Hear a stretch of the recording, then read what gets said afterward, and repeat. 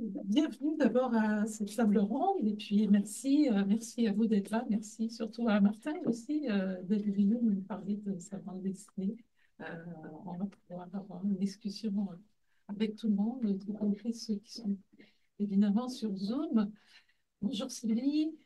On avait prévu pour commencer que je présente un petit peu, que je présente pour commencer Rêve ou Grive à Martin, puisque je pense que les autres personnes le connaissent, quoi qu'il y a des gens qu'on ne connaît pas forcément qui sont en ligne aussi.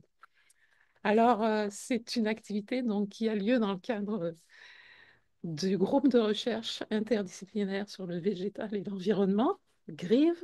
On a fait plusieurs tables rondes hein, depuis le début. Chaque année, on avait une table ronde sur, autour de livres, autour de questions particulières. C'est la première fois que c'est une BD, par exemple. Avant Ouais, de ça l'apprendre. c'est la La première. première fois et tout. Voilà, c'est ça. Et puis, Yves et Alain sont des chercheurs de Grive, Sylvie aussi, Maude qui est là aussi, on ne la voit pas, mais elle est parmi nous. Et puis, alors, Laetitia qui est la coordonnatrice, on a aussi des membres étudiants comme Fabien qui est là. Et puis, Grive fait aussi partie d'un partenariat. On a mis sur pied un partenariat qui s'appelle Rêve.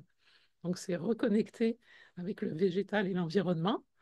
Et donc, il y a d'autres organismes qui participent à ce partenariat. Alors, ce qui est particulier, mais je pense qu'on vous en a déjà parlé, c'est le fait qu'on est vraiment interdisciplinaire. Donc, biologie du côté de Yves, Sylvie est en géographie, et puis moi en littérature, Laetitia est en art. Donc, voilà, on a déjà une belle interdisciplinarité ici. Maud est en foresterie. Ah, je vois que Pierre Drapeau aussi vient de se connecter. Bonjour Pierre. Alors voilà, je vais laisser Sylvie nous présenter Martin. Oui, bonjour à tous et à toutes. Je suis bien heureuse d'animer avec toi, Rachel, ce matin cet échange autour de la bande dessinée que Martin a réalisé. J'ai eu la chance de rencontrer Martin à Trois-Rivières, à l'Excèdre, où il a présenté sa bande dessinée. Puis pour moi, c'est ça, j'ai découvert la BD, je l'ai lu après l'avoir rencontré. Et en lisant, je me suis dit, il faut vraiment qu'on fasse quelque chose. Une discussion autour de cette bande dessinée, c'est vraiment en lien avec nos intérêts. Donc c'est pour cette raison qu'on a cette belle discussion qui va démarrer aujourd'hui. Donc Martin, en fait, est biologiste de formation, ancien employé du ministère de l'Environnement. Donc on voit bien à quel point dans la bande dessinée, ça ressort bien tes connaissances par rapport à la réalité de ce ministère. Donc tu as décidé en fait dans cette bande dessinée de mettre en avant une enquête que tu as réalisée sur les modalités d'autorisation de ces chantiers qui empiètent petit à petit sur la nature québécoise, aux côtés de groupes citoyens qui militent contre les déboisements de leurs coins de verdure. On voit à quel point ils vont se heurter aux lenteurs et aux paradoxes des institutions censées protéger nos milieux naturels et démontrent aussi qu'elles sont toujours inféodées à la sacro-sainte croissance. Donc, j'ai repris en fait le résumé qui te présente donc sur le quatrième de couverture qui est très fidèle à ce que tu nous avais mentionné lors de la présentation de ta BD au mois de mars dernier à Trois-Rivières. Donc, sans plus tarder, en fait, ce qui serait peut-être, je pense, avant de faire un tour de table autour d'une question, pour que tu puisses aussi, Martin, mieux connaître les personnes qui sont autour de la table et puis peut-être leur intérêt par rapport à cette bande dessinée, c'est de nous dire un petit peu justement comment t'es venue cette idée. Tout simplement. OK. Oui. C'est une bonne question. Donc, c'est ça, moi, j'ai fait mon bac en écologie à Sherbrooke. J'ai fait ma maîtrise ici à l'UQAM, au département de bio avec Jean-François Giroux. J'ai continué à travailler comme professionnel de recherche à temps parfois partiel, parfois complet sur différents projets. J'ai fait 2 contrôles au ministère de l'Environnement. Dans une autre vie, là, ça fait 10 ans et plus maintenant, à la direction des évaluations environnementales au Central à Québec. Ça, c'est vraiment la direction qui gère les projets qui passent aux autorisations gouvernementales, donc les plus hautes. Il y a les projets qui peuvent passer au BAP. Là. Publiquement, c'est surtout le BAP qu'on connaît, mais il y a toute une procédure à l'interne aussi. Puis j'ai été aussi analyste dans une direction régionale dans l'Est du Québec puis tout ça pendant, je pense, moins de 2 ans, les deux contrats. Donc, j'ai été là brièvement, mais assez pour comprendre comment la machine fonctionne de l'intérieur. De l'extérieur, comme étudiant en bio ou comme biologiste professionnel en recherche, moi, tout le processus d'autorisation environnementale, ça reste un peu comme une boîte noire. Puis j'avais des collègues qui travaillaient soit dans des firmes de consultants ou au gouvernement, puis quand ils m'en parlaient, c'était très abstrait pour moi. Puis j'avais jamais fait de cours de droit en environnement, que ce soit à l'UQAM ou à Sherbrooke, mais même si j'en avais fait un, je pense que tout ça serait resté quand même très abstrait. Parce que ce qui est intéressant, je pense, c'est beaucoup plus au-delà des articles de loi puis de règlement, comment c'est interprété à l'interne, puis comment c'est appliqué, puis un peu la culture organisationnelle à l'interne du ministère. Donc, évidemment, ça m'a posé toutes sortes de questions de par ma formation scientifique, puis là, cette pratique-là beaucoup plus appliquée. Puis, je me rappelle de Jean-François Giroux, à un moment donné, j'étais au ministère à Québec, mais on allait faire une rencontre une rencontre pan nord-américaine sur le goéland. Puis, j'y allais quand même, là, même si je n'étais plus officiellement à l'emploi de Jean-François, on avait une réunion au Maine. Sur la route, il me demandait, tu sais, trouves-tu que tu as été bien formé pour travailler au ministère? Tu sais, comme tu as une maîtrise en recherche, tu aurais pu faire une maîtrise en environnement, puis tout. Puis, effectivement, au ministère, il y a beaucoup de gens qui ont un bac, par exemple, en bio ou en géo, puis qui vont faire une maîtrise en environnement après. Puis, je ne suis pas du tout contre la formation plus professionnelle de maîtrise en environnement, mais je disais, non, j'ai pas eu de cours de droit de l'environnement ou de comme cours de chargé de projet ou je ne sais pas trop quoi. Mais par contre, je pense que j'ai eu une très bonne formation pour développer mon esprit critique. Puis pour poser beaucoup de questions, parce qu'en recherche, on fait juste comme toujours, se remettre soi-même en question, se faire bombarder de questions par les pairs. Puis on fait la même chose avec les pairs intellectuellement pour toujours se challenger. Puis malheureusement, au ministère, on challenge pas, puis je dis on, un on impersonnel. On ne challenge pas nécessairement tant que ça, par exemple, les rapports de caractérisation des consultants. Des fois, pour des questions, je pense, un mélange de volonté politique et de manque de ressources. Fait que c'est ce questionnement-là, puis le fait aussi de constater que les gens en général connaissent pas ou peu ces procédures-là. Des fois, les gens aussi qui sont en lutte contre des projets ou contre des enjeux, souvent, je trouvais qu'ils appuyaient sur les mauvais boutons en sachant comme où est vraiment le nerf de la guerre, mettons, légal, géré par le ministère. Fait que c'est un peu ça l'idée derrière ce projet-là qui a germé tranquillement pendant plusieurs années. Puis honnêtement, quand je l'ai commencé, quand j'ai finalement eu une bourse du Conseil des arts du Canada pour faire ce projet-là, ça, c'était long. Malheureusement, le milieu de l'édition au Québec ne donne pas des avances de droit qui permettent de faire ce genre de long projet-là. J'ai commencé, puis je me suis dit, il y a eu une grosse réforme de la loi sur la qualité de l'environnement et de différentes lois en 2018. Je me suis dit, peut-être que ça s'est quand même un peu amélioré depuis mon passage au ministère. Tu sais, je ne voulais pas non plus partir avec une thèse qui était faite. Je veux trouver des dossiers puis voir comment ça se passe maintenant. Mais bon, malheureusement, il y a des choses qui ont quand même évolué. Je pense que d'année en année, le ministère est de plus en plus strict puis un peu plus sévère sur certains enjeux. Mais la pratique générale n'a pas énormément changé. Pour voir la loi, puis je vais terminer là-dessus. Là. En résumé, moi, je dis toujours, c'est des procédures qui vont venir atténuer les impacts des projets, mais c'est des lois qui vont rarement dire non fermement pour protéger la biodiversité. On va améliorer un peu les projets pour que les effets négatifs soient un peu moins pires, mais la plupart du temps, puis c'est là que le titre finit par venir, le sacrifice tout naturel, c'est on coupe beaucoup la poire en deux, ou peut-être plus un quart, trois quarts, ou un quart pour protéger la biodiversité, puis trois quarts pour le projet de développement. Là. C'est beaucoup plus ça, finalement, qui est fait. Puis souvent, c'est la pointe de tarte qui est en train de rapetisser. Là. On dit, c'est pas si pire, on quand même protège un petit bout, mais à chaque fois, on coupe dans le petit bout qui devient de plus en plus petit. Là. Un exemple flagrant, c'est par exemple les habitats de Renette-Faugrillon. Là, si on dit, on en a quand même protégé 80. Ouais, mais c'est 80 du, mettons, 3 qui reste de ce qu'il y avait avant. Fait que c'est pas grand-chose. Tu sais. Donc, Mhm. c'est pas mal ça qui est derrière là, l'idée du projet. Merci beaucoup, Martin. Ça nous donne une bonne idée sur et ton parcours et aussi qu'est-ce qui t'a incité à faire tout ça, puis comment tu t'y es pris aussi. Donc, merci beaucoup. J'aimerais donc faire un tour de table en posant la question, quelles sont vos premières impressions suite à la lecture de la bande dessinée pour démarrer la discussion. Puis après, on reviendra sur des questions un petit peu plus précises. Donc, qui veut commencer? Alors, qui commence?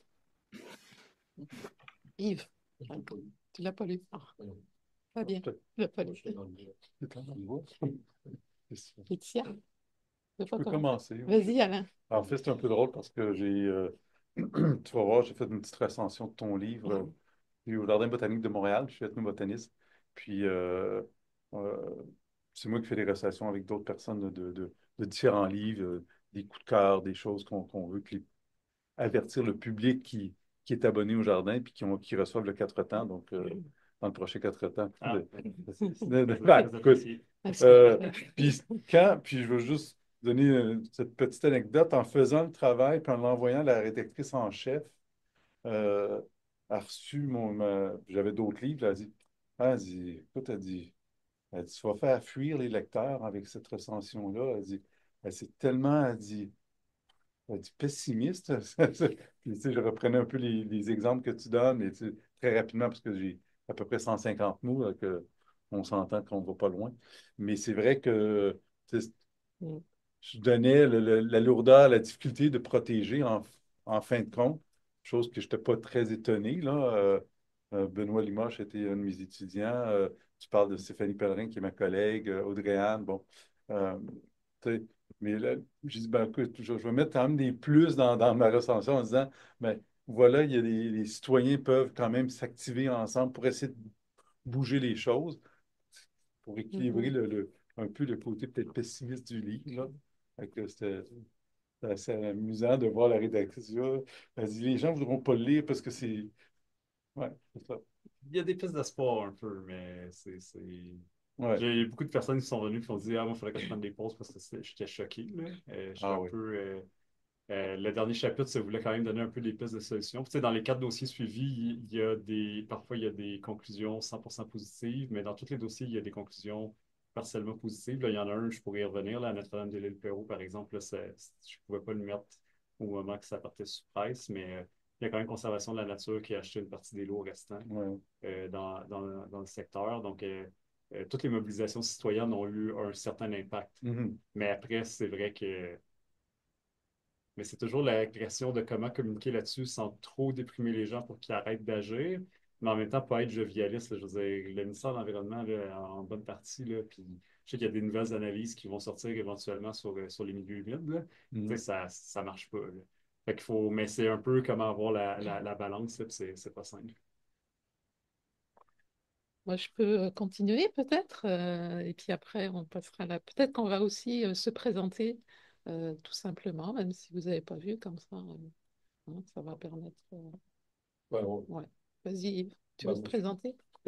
oui, professeur émérite, j'ai parlé avec Martin de cheminement. Fait que, je faisais de l'écologie végétale. Fait que, puis, ouais. Je voulais juste relater le fait de biodiversité. Un des grands tenants de ça était E.O. Wilson, qui a écrit un livre assez classique dans les années 70, puis il était venu donner un séminaire au Collège McDonald. Ça commençait. Tout le monde regardait le titre en disant, mais il parle de quoi au juste? On est Mm. la diversité biologique, on est au courant que c'est diversifié. Fait que toute cette notion de biodiversité, c'est pas, c'est récent, puis c'est pas récent dans le C'est quelle sens. année? En 70, 75 Ok. à peu près. ouais, 75, Mm. puis écoute, ça avait fait fureur à l'époque. C'était un prof de Harvard, donc c'était une éminence comme tel. Mais les gens c'est mal, puis vite, Martin puis moi, on discutait encore aujourd'hui la compréhension de ce qu'est la biodiversité, et c'est Mhm. variable. Euh, en tout cas, pour moi, c'est quelque chose, c'est un buzzword à une époque. Ce l'est moins, parce qu'avant, dans nos demandes de subvention, il fallait toujours mettre biodiversité en quelque part. Puis après ça, c'était changement climatique. Puis Martin disait qu'il y avait comme un retour du balancier qui Mhm. revient. C'est sûr, le changement climatique change la biodiversité, on change le milieu. Mm. Fait que c'est intimement lié avec le système. Bref, moi j'ai un background en biologie. Fabien, tu veux te présenter? Moi, je suis au doctorat en études littéraires, donc on retrait de la biologie. Moi, je m'intéresse à tout ce qui est la relation aux non-humains.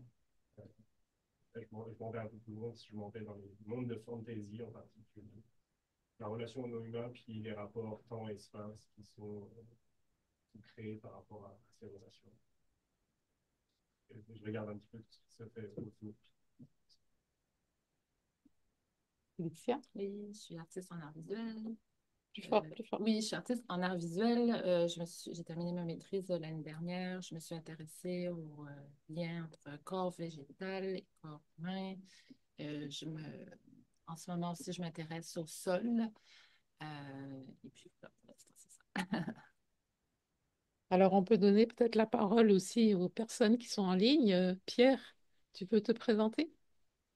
Oui, ben en fait, Martin, on se connaît, nous, parce que moi, j'ai été dans le labo de Jean-François Giraud un petit peu avant toi, en fait, quelques 2 décennies avant toi, comme stagiaire postdoc. Donc, je connais très bien ton milieu de formation, puis je connais également, là, écoute, moi, je veux dire, ton témoignage, parce que j'ai pas lu l'ouvrage, mais ton témoignage est assez exact, reflète assez clairement euh, un- les enjeux qu'un ministère comme celui-là, et je ne veux pas excuser le ministère de l'Environnement, mais je veux juste rappeler une chose élémentaire, c'est que les dossiers sur lesquels ce ministère-là est confronté, c'est probablement le ministère qui a le plus grand spectre de dossiers à couvrir, qui vont de la pollution jusqu'à la conservation de la nature, en passant par tous les intermédiaires. Puis on parle de pollution de l'air, pollution de l'eau, pollution des sols. On parle d'enjeux relatifs à la conservation des milieux naturels. Et en même temps, c'est un ministère qui est interpellé avec je dirais, un personnel globalement qui n'est pas si élevé que ça pour répondre à l'ensemble de ces enjeux-là. L'exemple que je vais prendre, c'est celui du fait que le secteur Faune et Parc a été rapatrié au ministère de l'Environnement il n'y a pas si longtemps que ça. Ce rapatriement-là a amené le tiers du personnel du ministère de l'Environnement. Donc, juste prendre les gens de Faune et Parc qui étaient au ministère des Forêts avant, puis les amener en environnement, c'est l'histoire de 33 des effectifs du ministère. Et les mandats sont hyper éclatés. Fait que c'est sûr que quand tu travailles dans une institution comme celle-là, ça avance pas vite, c'est pas évident, puis ça peut être assez décourageant des fois. D'autant plus que, tu sais, tantôt tu parlais de la protection de la rainette Faugrillon. Disons que si on l'a protégée dans le sud du Québec, on peut dire merci à la loi sur les espèces en péril au fédéral. Parce que s'il n'y avait pas eu le décret, le premier décret de la ministre McKinnon, s'il n'y avait pas eu les décrets de Guilbeault sur la protection de cet habitat-là, le gouvernement du Québec avait donné des autorisations de remblayer soit des milieux privés, donc des terres privées, soit des secteurs appartenant à la municipalité de Longueuil.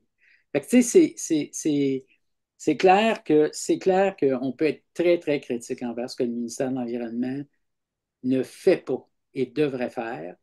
Et qu'est-ce qu'il fait par rapport à la question des milieux humides? C'est évident que la communauté scientifique est souvent confrontée à établir des constats qui sont peu reluisants des avancées, des avancées sociales et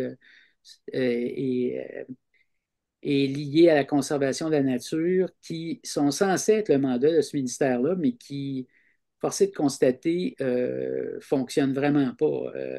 Et ça, je pense que tu en parlais tantôt, et moi, je suis tout à fait, comment dire, je suis très sensible à ce que tu avances comme expérience et je ne suis, dans une certaine mesure, pas très étonné pour côtoyer divers collègues qui ont à interagir sur une base régulière là, avec le ministère. Mais en même temps, moi, je te dirais que l'action citoyenne joue un rôle très, très important. C'est un chien de garde important. Maintenant, jusqu'où va son pouvoir à faire en sorte qu'on puisse renverser certaines décisions? Ça a fonctionné dans certains cas. Tu sais, le cas du Mont Harford, ça a été une contestation menée entre autres par les ONG. Puis nous, dans le domaine scientifique, juste pour vous donner un peu Alors, juste là-dessus, les écologues sont souvent associés aux écologistes, aux environnementalistes. Mais je veux dire, la communauté scientifique qui travaille en écologie, elle propose des pistes. Mais notre pouvoir d'intervention dans la gestion, et ce que je dis souvent, même pour l'avoir fait en enseignant régulièrement en sciences de l'environnement, on a beau proposer des solutions, c'est une partie du cortège. Les solutions, elles sont plus globales que ça. Elles sont liées à des enjeux aussi sociopolitiques, pas seulement à des enjeux scientifiques. Fait que c'est sûr que c'est souvent un peu frustrant quand tu travailles dans des organisations comme celle-là de voir comment ça fait des pas de tortue, pour ne pas dire de rainettes.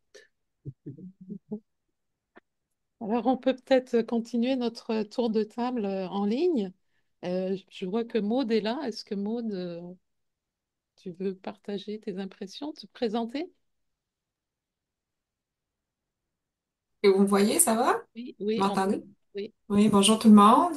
Je suis en train de lire la BD, donc Maud Flamand-Hubert, je suis professeure au département des sciences du bois et de la forêt.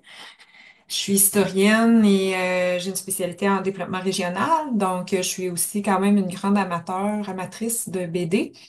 Donc je lis quand même pas mal de BD, documentaires et d'enquêtes, là, donc c'est sûr que j'avais une double curiosité, à la fois pour l'œuvre en elle-même, si on peut dire son inscription là, dans tout ce courant-là qui témoigne en fait là, des réalités du territoire, de la ruralité, puis donc il y avait cet aspect-là. Puis aussi, c'est sûr que d'un point de vue là, plus académique ou scientifique, une de mes thématiques de recherche privilégiées, ce sont les forêts privées. J'enseigne le cours aménagement des forêts privées, puis aussi je l'aborde beaucoup sous l'angle des représentations.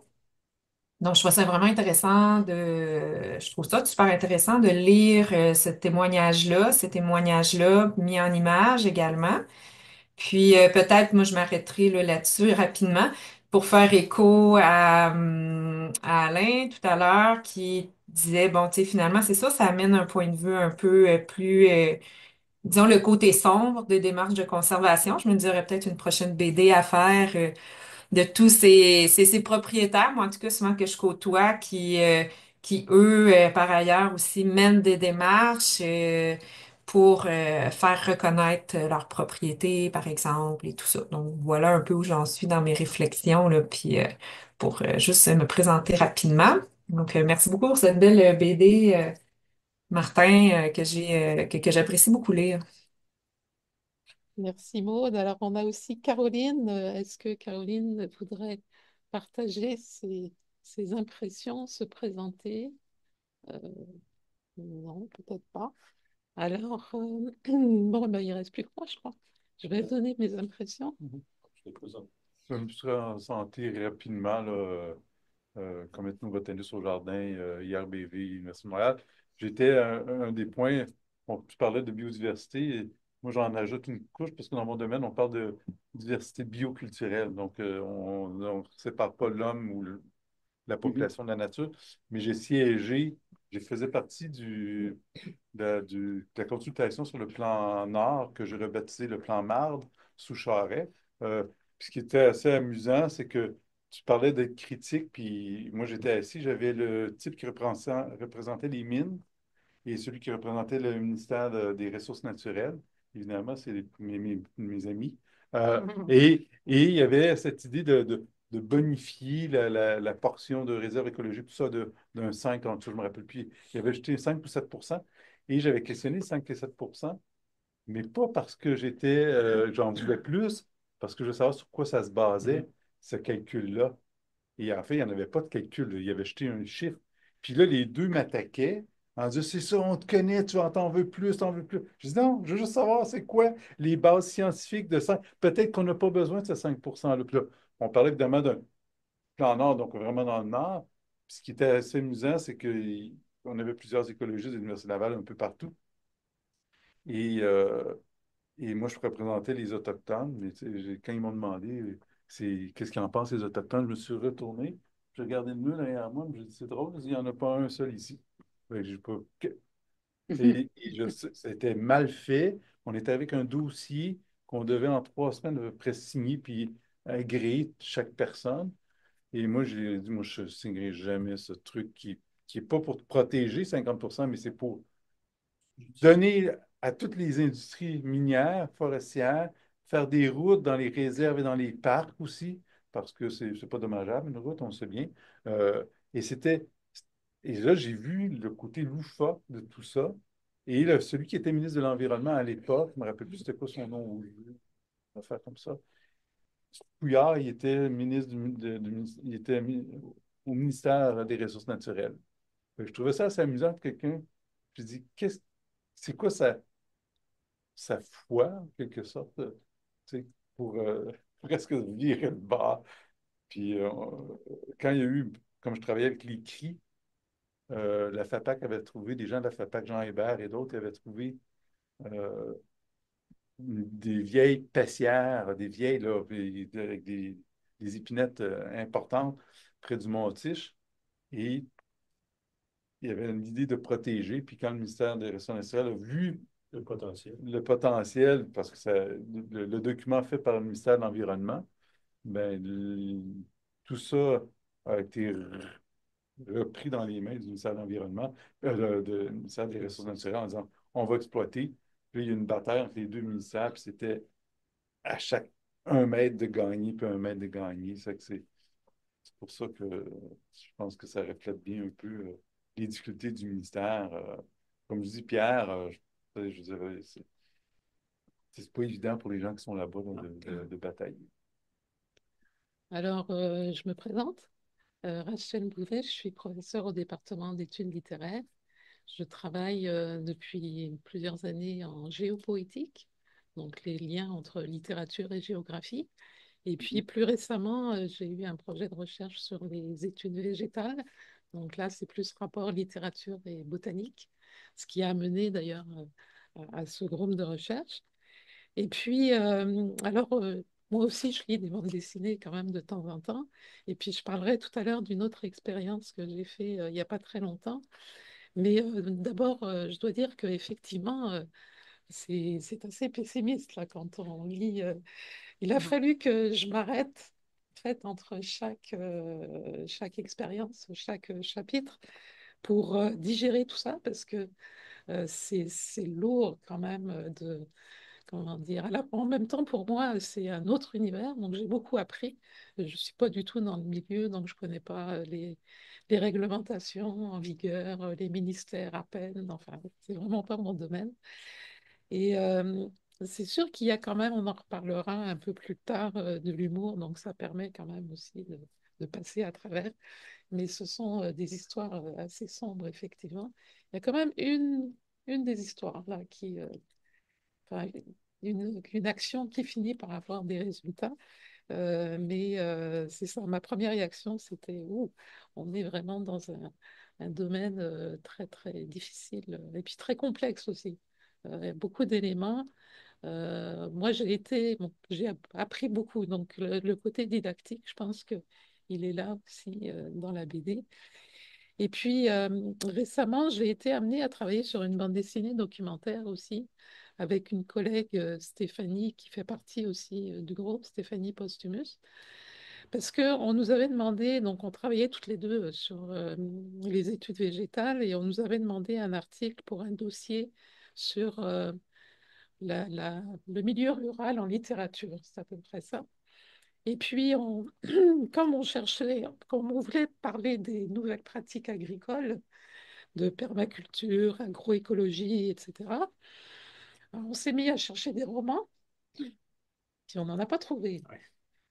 Alors, par contre, on avait au moins 3 bandes dessinées qui présentaient ces nouvelles pratiques. Et donc, on a décidé de faire l'analyse des bandes dessinées et on a invité un spécialiste de BD aussi à travailler avec nous parce que on se sentait pas complètement compétente quand même. Et donc, ça a donné lieu à un article, mais on s'est posé la question, pourquoi est-ce que en bande dessinée, on va trouver ces éléments, ces nouvelles pratiques, alors que dans la littérature, c'est absent? Alors, mon hypothèse, c'est que d'ici quelques années, ça va arriver et que c'est peut-être aussi ce volet didactique qui est plus facile à intégrer dans une bande dessinée documentaire que dans un roman, par exemple. Donc voilà, c'est une question. Ben, c'est une bonne question. Je pense que dans le livre, on va plus retrouver donc des essais classiques que un mélange de fiction puis de ce genre de propos-là, quoi, que j'imagine que ça existe. Ça existe aussi. Oui.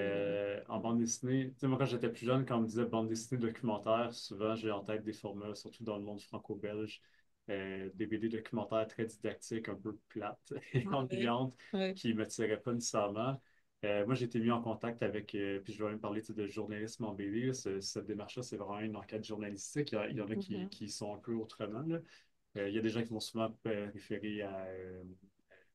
J'oublie les noms, là. En plus, c'est un auteur québécois, mais qui est en France depuis plusieurs années, qui a fait la Chronique de Jérusalem, qui a Ah fait oui, La oui. Chenzel, Guy Oui. Delisle. Fait que, des fois, les gens Oui. ils vont référer à Guy Delisle comme étant du reportage, mais bon, c'est plus du carnet de voyage avec vraiment un point de vue beaucoup plus personnel. Donc moi, c'est avec Joe Sacco que j'ai découvert le journalisme en BD. Joe Sacco, pour ceux qui ne connaissent pas, c'est un Américain qui est originaire de Malte, qui a fait du journalisme de guerre en ex-Yougoslavie, en Palestine, mais dans les années 90, avant ce qu'on connaît aujourd'hui. Mais il en a refait. Là, il a fait un très gros ouvrage sur Gaza il y a peut-être une dizaine d'années. Il est venu dans les territoires du Nord-Ouest aussi. Je pense que c'est son dernier gros ouvrage là, pour parler de certaines nations autochtones de la côte Ouest. Je ne sais c'est quoi, Payer la terre, quelque chose comme ça. Je ne sais pas le titre original en anglais. Ben donc, Joe Sacco, c'est une grande figure du journalisme en BD au mondial. Puis en France, il y a la Revue Dessinée qui existe depuis 10 ans. C'est un magazine 4 fois par année. Ça n'est que du journalisme et de l'enquête en bande dessinée. Donc, moi, c'est sûr que j'ai été beaucoup influencé par ça. Tu sais, c'est ça qui me dit, OK, tu as le droit de faire ça, puis ça existe. Mhm. Étienne Devodo en France, qui n'est pas nécessairement dans une démarche journalistique, mais il y a des enquêtes en France qui ont rouvert, il y a des livres qui ont rouvert des enquêtes. Étienne Devodo avec un journaliste qui ont fait une BD sur le meurtre d'un juge à Lyon. Il y a eu des meurtres, là, des assassinats politiques en France dans les années 80 qui remontent un peu à des groupes troubles liés, je pense, à l'OAS et enfin des choses que je ne connaissais pas. Là. Disons, soit des ultra-gaullistes ou des ultra-droites liés à des organisations de pieds noirs en Algérie. Je dis peut-être un peu n'importe quoi, là, mais c'est un peu à ça pour les néophytes. Puis même chose avec Algue Verte aussi, qui est une enquête sur l'industrie porcine en Bretagne qui déverse, ben, c'est un peu comme au Québec, là, qui déverse beaucoup, mais eux, c'est vraiment sur la côte de la Bretagne. Donc, il y a des gros épisodes d'algues toxiques sur la côte, donc une grosse enquête sur l'agro-business. Puis moi, c'est vraiment ça qui... donc, c'est tout simplement de réaliser que c'est possible. Je pense qu'il y a comme une mouvance qui vient beaucoup, probablement au Québec, de la France. Là, au Québec, c'est encore, on dirait que ça démarre complètement jamais totalement. J'ai des collaborations un peu avec des magazines. Pour répondre à Sylvie, il va y avoir, c'est pas tout à fait une suite, mais il va y avoir un. Je commence à travailler sur un cours BD reportage de peut-être une quinzaine de planches pour le magazine Nouveau Projet. Non, c'était pas à Sylvie, pardon, c'est à Mode. Maud sur laquelle je voulais rebondir. Qui est donc pas directement une suite, mais qui est peut-être plus justement encore un peu plus en mode solution. C'est pas encore tout à fait clair sur quoi ça va porter, si ça va être la conservation en terre privée ou pas. Mais donc, c'est difficile à répondre exactement à la question, mais moi, c'est tout simplement. Les gens, souvent, ils ne comprennent pas qu'est-ce que je fais. Quand je Mhm. les approche pour faire des entrevues, quand je vais sur le terrain, j'ai eu un genre de quiproquo à l'automne quand il y avait la conférence de presse de conservation de la nature pour protéger certains lots à l'île Perrot, proche du projet que j'ai couvert. Là. Mhm. Pourtant, on s'est parlé souvent par courriel, tout. Je fais un reportage pour le nouveau projet. Gna, gna. Puis ça revient souvent comme, mais attends, on ne comprend pas ce que tu fais de la BD ou tu fais du jeu ou tu es journaliste. Puis je suis comme, Mhm. Ah oui, Les mais deux, parce oui. qu'il y a des gens qui font du journalisme écrit dans un journal, il y a des gens qui font ça à caméra au téléjournal, il y a des gens qui arrivent avec leur micro, c'est pour la radio, mais moi, c'est une bande dessinée, mais je sais que c'est pas courant au Québec. Mhm. Mais pour moi, c'est comme, c'est un médium. Enfin, c'est pas un médium comme un autre, mais dans un sens, oui, comme c'est pourquoi exclure Mhm. les journalistes pour ce médium-là. Mais après ça, j'entends que c'est vrai qu'en BD, il y a aussi des trucs peut-être encore plus hybrides qui n'est pas nécessairement journalistique, puis qui flirtent un peu plus avec Mhm. une liberté encore peut-être plus littéraire. Mais moi, peut-être la Mhm. différence avec des trucs journalistiques classiques, c'est qu'effectivement, par exemple, tu parlais d'humour, il y a une grande influence du dessin de presse aussi. Mhm. C'est-à-dire qu'il y a ce personnage-là sur la couverture qui est un peu comme un personnage fictif qui représente le ministère de l'Environnement, qui revient tout au long du livre. Mhm. Pour moi, c'est une manière de ne pas personnaliser la question, dans le sens qu'il y en a eu beaucoup des ministres de l'Environnement, on oublie même leur nom. Je me demande si c'est pas David Hurtel là, auquel tu posais la question. Non, Ah, non, non. c'est un comme G, quelque chose comme Mais ça. bref, il y en a eu beaucoup, puis il y en a eu des meilleurs, il y en a eu des moins bons, mais globalement, les pratiques sont un peu les mêmes sous un gouvernement ou un autre, fait que je voulais pas nécessairement mettre, par exemple, Benoît Charette. Sauf à quelques rares endroits où c'était pertinent. Euh, Puis c'est un personnage aussi qui me permettait de faire dire tout haut ce que le ministère dit pas. C'est-à-dire qu'il y a le discours officiel avec les relationnistes de presse, mes meilleurs amis du ministère, qui ne veulent jamais comme donner d'entrevue verbale avec des fonctionnaires. C'est toujours des réponses écrites hyper adorables, souvent des copies-coller de documents qui disent rien qu'on sait pas déjà. Mais les actions, par contre, quand ils autorisent des projets ou quand ils exigent ou qu'ils n'exigent pas certaines choses, parlent beaucoup. Mais ça, c'est pas dans la bouche des politiciens. Mais moi, je me permets, puis dans un niveau de langage aussi qui est différent, c'est moi qui est beaucoup plus proche du québécois parler, je me permets avec ce personnage-là de dire qu'est-ce que le ministère dit par ses actions, mais qui ne dit pas officiellement. Fait qu'il y a comme, il y a ça par contre que la BD peut-être offre, de par sa tradition, un peu plus comme liberté qu'un article journalistique, par exemple, classique, ou que, mettons, quand on écoute l'émission Enquête, là, des fois, ils sont quand même assez incisifs, mais peut-être pas de là à mettre un personnage caricatural qui fait des jokes. Fait que ça, je pense que dans la BD, il y a un truc qui est le fun comme ça, puis qui passe bien, j'espère. Je voulais juste, parce que je me suis pas présentée, puis peut-être le volet citoyen. Moi, je suis géographe, comme le disait Rachel, mais je suis professeure au département d'études en loisirs, culture, tourisme. Et l'intérêt pour la BD n'est pas anodin, en fait, parce que il y a 3 ans de ça, j'ai fait une recherche avec des citoyens. Donc l'idée, c'était vraiment, sur un fonds de recherche engagement, de travailler de pair avec des citoyens sur les façons de préserver des espaces boisés, justement, à Trois-Rivières, avec une dimension qui était, oui, centrée sur les questions de biodiversité, mais aussi sur la question plus sociale, la vocation sociale, hein, de ces espaces-là, et de voir justement quel statut, la façon de les valoriser, de les préserver, puisque ce sont souvent des portions de territoires qui sont morcelées avec plusieurs propriétaires privés, des institutions publiques. Donc ça devient compliqué. Et puis là, avec la pénurie de logements, ben, c'est rapide qu'on a des projets de développement qui apparaissent.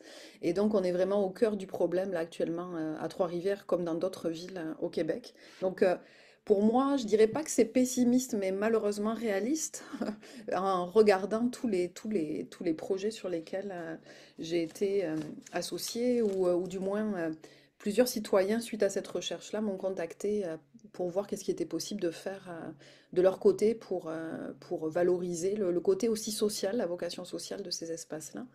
Mais je pense qu'on a encore un gros bout de chemin à faire. C'est ça. Donc, puis donnant des cours d'aménagement, j'ai pu aussi tester un petit peu avec mes étudiants le passage notamment sur le zonage qui leur a donné matière à réflexion euh, par rapport au règlement qui est plus aride, je dirais, à exposer, alors que là, on était sur des exemples. Pour eux, ça a été vraiment facilitant. Donc, voilà, pour ma part. Oui, C'est une question. Est-ce que le matin, tu sens que la BD peut mieux faire passer un message qu'un journaliste plus classique? Est-ce que ça donne une plus grande liberté? Dans un certain sens, oui. Je pense que c'est surtout le long format aussi. Tu sais, il y a beaucoup de bons journalistes environnementaux maintenant au Québec, même si certains ministres ou anciens ministres les ont un peu attaqués, là, pour ne pas nommer Thomas Gerbet, puis, qui n'est pas à proprement parler un journaliste environnemental, là, c'est plus un journaliste d'enquête large, ou Alexandre Mhm. Shields, là, qui se sont fait les deux varloper par Fitzgibbon, là, en disant que c'était des journalistes militants. Parce qu'on travaille sur des dossiers environnementaux, un peu comme les écologues, comme disait Pierre, je ne sais pas pourquoi, mais souvent les gens qui enquêtent sur des dossiers environnementaux se font targuer d'être militants, alors que si on critique les pratiques, par exemple, dans les hôpitaux, y a-t-il quelqu'un qui va dire ah mon Dieu, tu milites pour le service public, ou tu sais, comme ça n'a pas de sens, là. Mais donc, il y a beaucoup de bons journalistes qui travaillent dans les quotidiens, mais souvent, c'est des courts textes, puis tu sais, on passe d'une journée à l'autre à un autre dossier, puis ça peut aller vite, là. Tandis que le fait de faire un ouvrage de 150 pages comme ça en BD, ça a permis de prendre plus le temps d'aller en profondeur, puis de... Moi, j'ai eu beaucoup de questions parce que je sais que c'est dense, puis ça peut être quand même assez lourd pour quelqu'un qui ne se connaît pas du tout, mais puis ma blonde me challengeait beaucoup. C'est une bibliothécaire, mais qui est geek de BD, puis qui en fait aussi. elle me disait souvent comme c'est qui ton public cible, tu sais, jusqu'à quel point tu vas aller dans le détail, tu vas peut-être perdre du monde, puis tout. Puis j'étais là, je pense que j'ai quand même envie de prendre le temps d'aller dans un certain niveau de détail parce que le diable est dans les détails dans ces dossiers-là. C'est comment le ministère, des fois, va juste interpréter un mot ou un article de la loi, comme on pourrait revenir, là, mais les fameuses relocalisations d'espèces végétales désignées, qui sont sur la glace, mais si vous n'avez pas suivi l'actualité, il y a un nouveau projet de loi qui va repermettre ça. Le projet de loi Omnibus 81, qui va modifier la loi sur les espèces menacées et vulnérables. Je checkerai ça si ça vous intéresse, on pourra en reparler si ça vous tente. Mais donc, c'est ça, ces petits détails-là, comment le ministère fait pour pouvoir relocaliser des plantes qui pourtant sont protégées légalement, ben, parce qu'il interprète le mot gestion dans un sous-article, dans un alinéa d'un article de loi que vous avez jamais lu. Mais pour réussir à expliquer ça, puis pas rester trop en surface, ben, pour rentrer dans les détails, mais c'est le long format, je pense, qui permet ça. Puis la stratégie, pour pas trop perdre les gens, c'était de suivre des citoyens ou bon, des fois, il y a des scientifiques quand même avec des dossiers réels. C'est un peu comme des études de cas pour vraiment faciliter comme l'apprentissage. Puis pourquoi ça ouvre avec Saint-Jérôme, puis avec le personnage Alex, puis ça conclut avec lui, c'est parce que lui, c'est vraiment le personnage lambda qui connaissait pas ça pantoute. Qui allait même pas se promener, ça commence comme ça, qui allait même pas se promener dans la forêt derrière chez lui, parce que c'est un urbain, il a grandi à Saint-Jérôme, il a vécu partout dans le monde, mais il est revenu s'installer là. Mais lui, c'est un gars comme il n'est pas habitué de se promener dans le bois. Fait que là, c'est un terrain privé, il y a des sentiers informels, mais comme c'est pas des sentiers balisés, il n'ose pas aller se promener là. Même si c'est pas, on s'entend, là, c'est pas la forêt boréale, là. Mais c'est à cause de la COVID, pogné chez lui, là, pour s'aérer un moment donné sa santé mentale, il a décidé de s'essayer. Puis finalement, comme il a découvert cette forêt-là, puis s'est attaché à cette forêt-là, mais il apprend du jour au lendemain qu'il va y avoir je mets des guillemets, un écoquartier qui va se construire et raser une partie de la forêt, qui est comme quasiment 3 fois la superficie du parc du Mont-Royal. Puis là, c'est là qu'il s'intéresse à ça, puis qu'il commence à se mobiliser, puis pouvoir mobiliser ses concitoyens. Mais il ne connaît absolument rien de la réglementation, puis il ne comprend pas pourquoi le ministère de l'Environnement peut autoriser ce genre de truc-là, alors que d'un point de vue qu'on se connaît, c'est comme s'il n'y a pas d'enjeu particulier, il n'y a aucun problème à ce qu'il y ait coupé des arbres-là, puis qu'il fasse de quoi. Là, il y a un enjeu quand même de milieu humide, mais on sait qu'ils sont capables d'autoriser des projets en partie sur le milieu humide. Donc, tu sais, c'est de découvrir avec lui, par exemple, les différents règlements et tout, mais ça, c'est pour moi ça pourrait être fait, je pense, sur un documentaire vidéo aussi, à la limite, mais c'est vraiment de prendre le temps. C'est ça qui est dur dans dans la réalité d'aujourd'hui, là, c'est les courts formats, ça va vite. On fait même des courtes BD de 10 cases sur Instagram, des vidéos de TikTok, Fait que c'est le fun d'en faire, mais ça reste toujours très en superficie. Mais là, tu sais, de se replonger dans un ouvrage.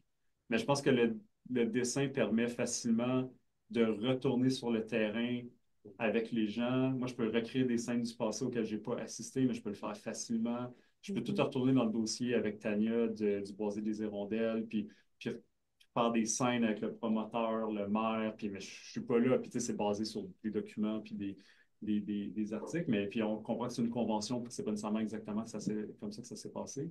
Mais je pense qu'elle est là, la liberté, puis elle est là, l'avantage. Puis pour conclure, par exemple, à l'île Perrot, c'est probablement le dossier où il y a eu le plus de cafouillage là, à tous les niveaux, là. Je l'appelle mon dossier de marde. Puis il y a eu beaucoup de confusion entre les directions du ministère, pendant qu'il y en a une qui voulait faire des démarches de protection, de conservation en milieu privé, parce qu'il y avait des propriétaires intéressés avec ça. Bien, sur un autre lot, il y avait un projet de développement. La direction régionale a autorisé, enfin, je ne rentrerai pas dans les détails, ce n'est pas une autorisation formelle, mais disons, a accepté le projet et a oublié d'avertir l'autre direction qui continue à travailler à des démarches de conservation. Ça a comme tout fait un peu. Il y a eu une gigantesque confusion. Mais moi, par accès à l'information, j'ai eu accès à tous les courriels d'échange entre les fonctionnaires. Fait que je peux recréer la confusion entre les fonctionnaires et les conversations, puis voir comment il y avait des fonctionnaires qui étaient eux autres même abasourdis de ce qui était en train de se passer, puis qui étaient vraiment découragés de ça. Mais ça, je peux le recréer facilement, puis je peux les mettre dans la BD, puis ça permet, je trouve, d'encore plus s'immerger pour les lecteurs, puis comprendre un peu plus ce qui se passe. Puis ça humanise aussi le sujet. Puis moi aussi, j'ai beaucoup de respect pour les gens au ministère. Il y a quand même beaucoup d'expertise. J'ai encore beaucoup d'anciens collègues ou d'amis qui sont là, mais il y a un manque de ressources, il y a un manque d'appui de la hiérarchie. Fait que je pense que ça permet aussi de montrer que c'est pas parce que les fonctionnaires s'en sacrent et qu'ils font rien, c'est qu'à un moment donné, il y a un manque d'outils ou un manque d'appui. Alors, je confirme que le personnage d'Alexandre permet effectivement d'entrer plus facilement dans cet univers. Alors, j'avais une question concernant les plantes les espèces menacées à statut, là, ces fameuses.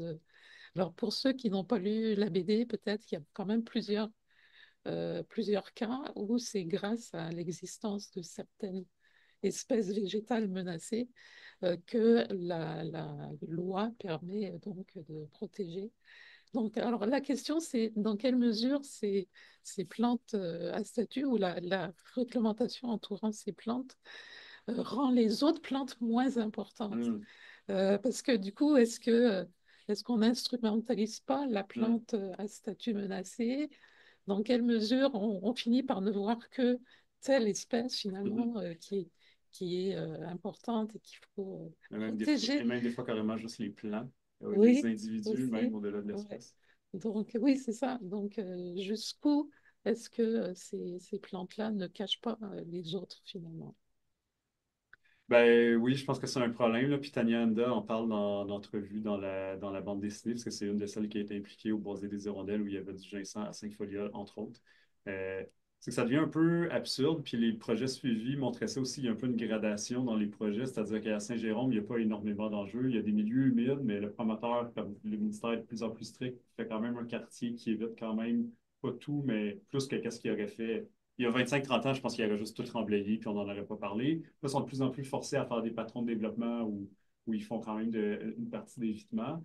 Mais à part ça, il n'y a pas beaucoup d'enjeux. Il n'y a pas d'espèces à statut, il y a pas, ils évitent les milieux hydriques. Donc, c'est pas une forêt exceptionnelle. Puis là, ça revient peut-être à ce que Sylvie disait. Après ça ne veut pas dire que la population localement ne voudrait pas protéger cette forêt-là puis qu'il n'y a pas une autre valeur, qui a une valeur Mm. pour des enjeux très légaux.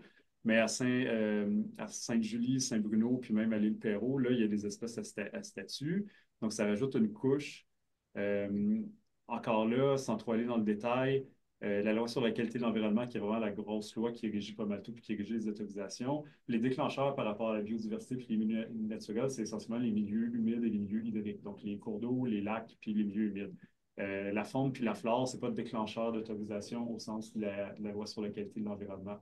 On tombe dans la loi sur les espèces menacées et vulnérables ou la loi sur la mise en valeur de la faune. En fait, je dis c'est quoi exactement le vocable. Puis concrètement, ces lois-là sont assez faibles parce qu'elles protègent en principe les individus et en principe les habitats s'ils sont désignés. Mais ce que je demande dans la BD, c'est qu'il y a des habitats d'espèces menacées tant fauniques que floristiques, vraiment formellement désignés, protégés légalement. Il n'y en a presque pas. Pour reprendre le cas du ginseng, qui est peut-être comme un cas très classique de plantes menacées où on ne se pose pas trop de questions, qui est menacé pour toutes sortes de raisons, changement climatique, cueillette, développement urbain, blablabla. Je pense qu'il y a un habitat floristique qui protège une occurrence de ginseng, là, sur, mettons, comme 125 occurrences. Il y a quelques occurrences peut-être dans des parcs nationaux, dans des aires protégées, mais la majorité n'a pas pour son habitat de protection formelle. Parce que le processus de protection, il faut que l'habitat soit décrit, cartographié et c'est adopté en décret par le Conseil des ministres. Tu sais, c'est super lourd, là. Moi, je ne comprends pas pourquoi il faut que ça soit comme ça. Je ne sais pas si c'est vrai, mais il y a une doctorante en France qui est aussi consultante qui m'a dit qu'en France, les consultants vont, à tout le moins minimalement, pour temporairement, eux dire voici la limite de l'habitat. Ce que les gens pourraient faire ici aussi, là, tu trouves du ginseng, ça vit à peu près dans tel type de milieu, elle arrête à peu près là, mettons, l'érablière. Tu sais, comme, il me semble que ça pourrait être fait au moins temporairement, mais ça, ici, ça ne marche pas comme ça. Donc, je dis souvent aux gens, légalement, comme l'aréna de Faugrillon, ça se peut même pas qu'il y ait d'habitat, parce qu'en plus, les habitats fauniques, c'est seulement en terre publique. Donc, un habitat faunique d'aréna de Faugrillon au Québec, ça n'existera jamais, sauf s'ils changent la loi d'un point de vue légal pour les plantes. Donc, il y a peu d'habitat floristique, mais quand même, les plants, on n'a pas le droit de les détruire, mutiler. Il y a toute une liste de verbes qu'on n'a pas le droit de rien faire, sauf exception pour des raisons scientifiques, éducatives et de gestion. Puis là, pendant des années, puis c'est pas juste au Québec, c'est un peu partout en Occident qu'il y a cette pratique-là, le ministère interprétait gestion comme ah, j'ai un projet qui va venir détruire des plantes, par exemple, de ginseng, puis c'est un des cas du livre ben, je vais autoriser qu'on déterre les plantes de ginseng, qu'on les amène ailleurs où c'est quand même propice là, pour le ginseng, on s'entend. On va les replanter là en espérant que ça reprenne.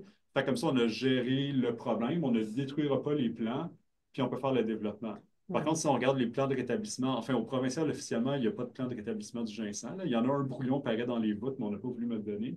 Il y en a un au fédéral.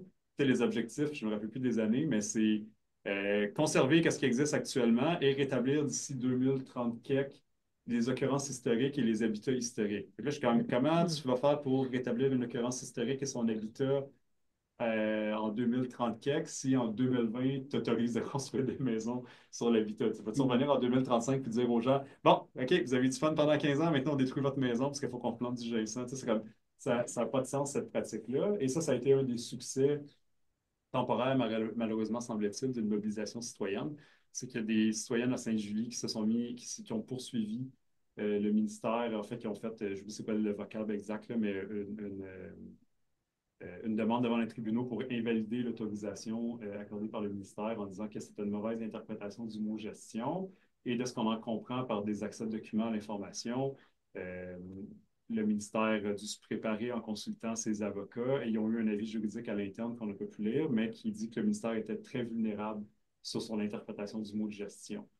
Parce qu'il faudrait lire selon l'avis du Centre québécois de droit en environnement, là. Donc c'était peut-être ça qu'il disait aussi à l'interne, mais que le mot gestion doit être interprété dans le sens de la loi qui est de protéger les plants et les habitats. Donc, ça n'a comme pas de sens, ce genre de pratique-là. Donc, depuis 1 an et demi environ, toute relocalisation pour faire place à des projets de développement, c'est non. Le ministère ne fait plus ça. Mais dans la fiche auquel on a eu accès, ça concluait en disant, alors, on recommande au gouvernement d'adopter un nouveau règlement ou de modifier la loi pour permettre un régime d'autorisation, un peu comme pour les milieux humides ou pour les habitats fauniques ou les habitats floristiques, là, ça existe aussi, de pouvoir toucher au plan dans certains cas contre des mesures de compensation, voire une compensation financière.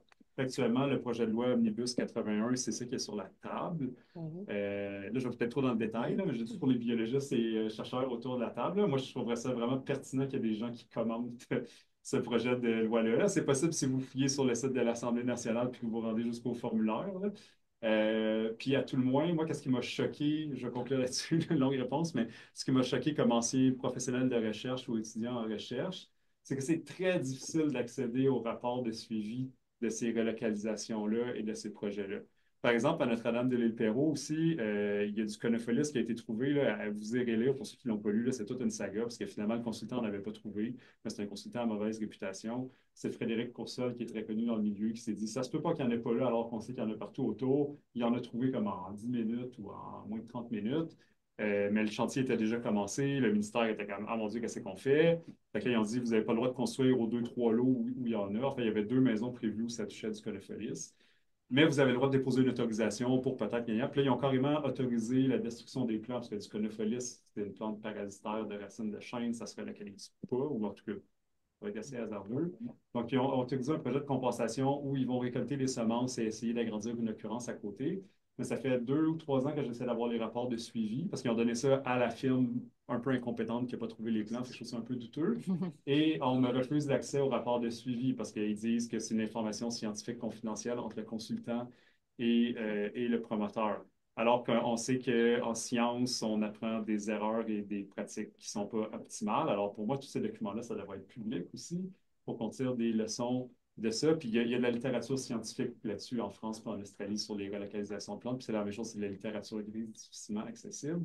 Puis moi, je trouve ça comme révoltant, au-delà du fait que peut-être qu'on ne devrait pas faire ça, là, mais que en plus, ça soit comme un secret industriel. Là, c'est comme ça, ça n'a pas de sens. Il n'y a personne qui va dire, je vais me partir d'une business d'ensemencement de conopholis et c'est mon secret. Là.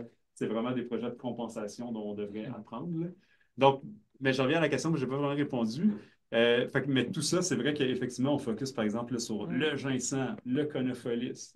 Puis l'exemple à Notre-Dame-de-l'Île-Perrot, avant qu'il trouve le conopholis, qui a été comme un peu le seul élément qui a mis un peu du sable dans l'engrenage, c'est ce boisé-là, cette forêt-là, clairement en terre publique, aurait pu être désigné comme EFE, comme écosystème forestier exceptionnel, parce que c'est un des rares endroits où il y a beaucoup de chênes blancs dans le sud du Québec.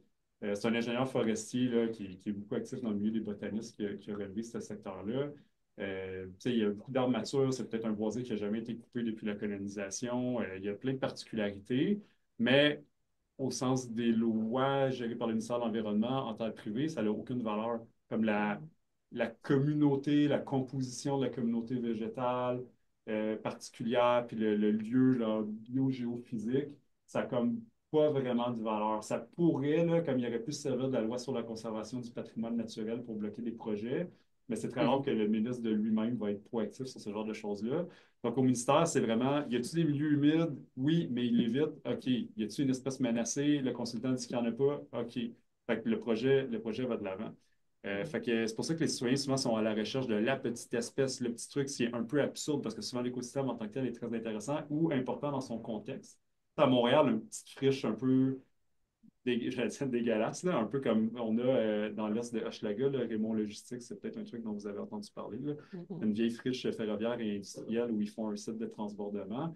Pour les gens, là, où il y a peu d'accès à la nature, c'est très important. C'est sûr que si on était à Chibougamau, pour ce site-là, on s'en sacrerait. Mais ça, le ministère tient pas, les lois ne tiennent pas compte de tout ça non plus. Donc la réponse, c'est oui, je pense qu'on focus beaucoup trop sur les individus. Puis probablement que les gens qui sont en recherche ont une vision beaucoup plus macro de ça, mais c'est des lois qui datent des années 80, là, qui sont... Ouais, ça revient peut-être un peu à ce que Sylvie mentionnait au niveau du côté social, l'implication sociale, le lien social avec. Et là, c'est pas la plante, la conopholis ou le ginseng, mais c'est l'ensemble, tu vois, quand on a fait le Jardin des Premières Nations, on allait chercher des plantes à droite et à gauche, dans des endroits qui étaient, on savait qu'elles allaient être détruits, là, on ne pouvait pas Ouais. récolter en nature parce que bon, ça donnait une mauvaise image du jardin botanique.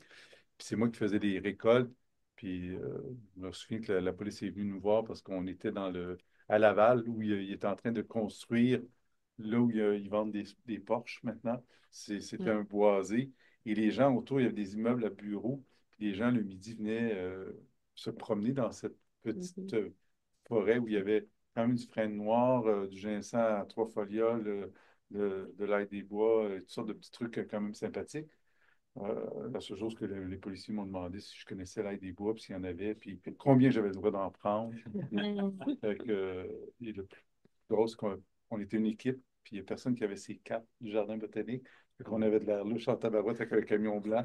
Mais, tu sais, il y a le côté biologique, mais le côté peut-être aussi, puis ça sort un peu dans ton livre aussi, là, quand même, cette appartenance à un petit lopin. Euh, oh, À Saint-Jérôme, tu sais, c'est la continuité logique du quartier un peu type banlieue très, très classique qu'ils font. Puis là, je pense de par l'air du temps, le promoteur tranquillement essaie de faire des formes de quartier plus denses, puis plus écologiques, entre guillemets, mais ça continue que ça gruge, gruge, gruge sur la forêt. Puis je pense que les gens sont rendus à se dire, même si eux-mêmes habitent dans ce quartier-là, OK, ils commencent à voir, dans plusieurs villes, les gens commencent à voir qu'ils arrivent à la limite du périmètre urbain puis qu'ils sont contents d'être à Saint-Jérôme parce qu'ils sont quand même proches de la nature, puis ils ont le train de banlieue quand même pour venir à Montréal, fait que c'est un peu comme un compromis entre les deux, mais cette belle grosse forêt-là, qui est pas gigantesque, mais qui est quand même là pour aller se promener, moi je serais content là, d'habiter dans une ville où j'ai ça à quelques minutes à pied de chez moi, ben, ils se rendent compte qu'elle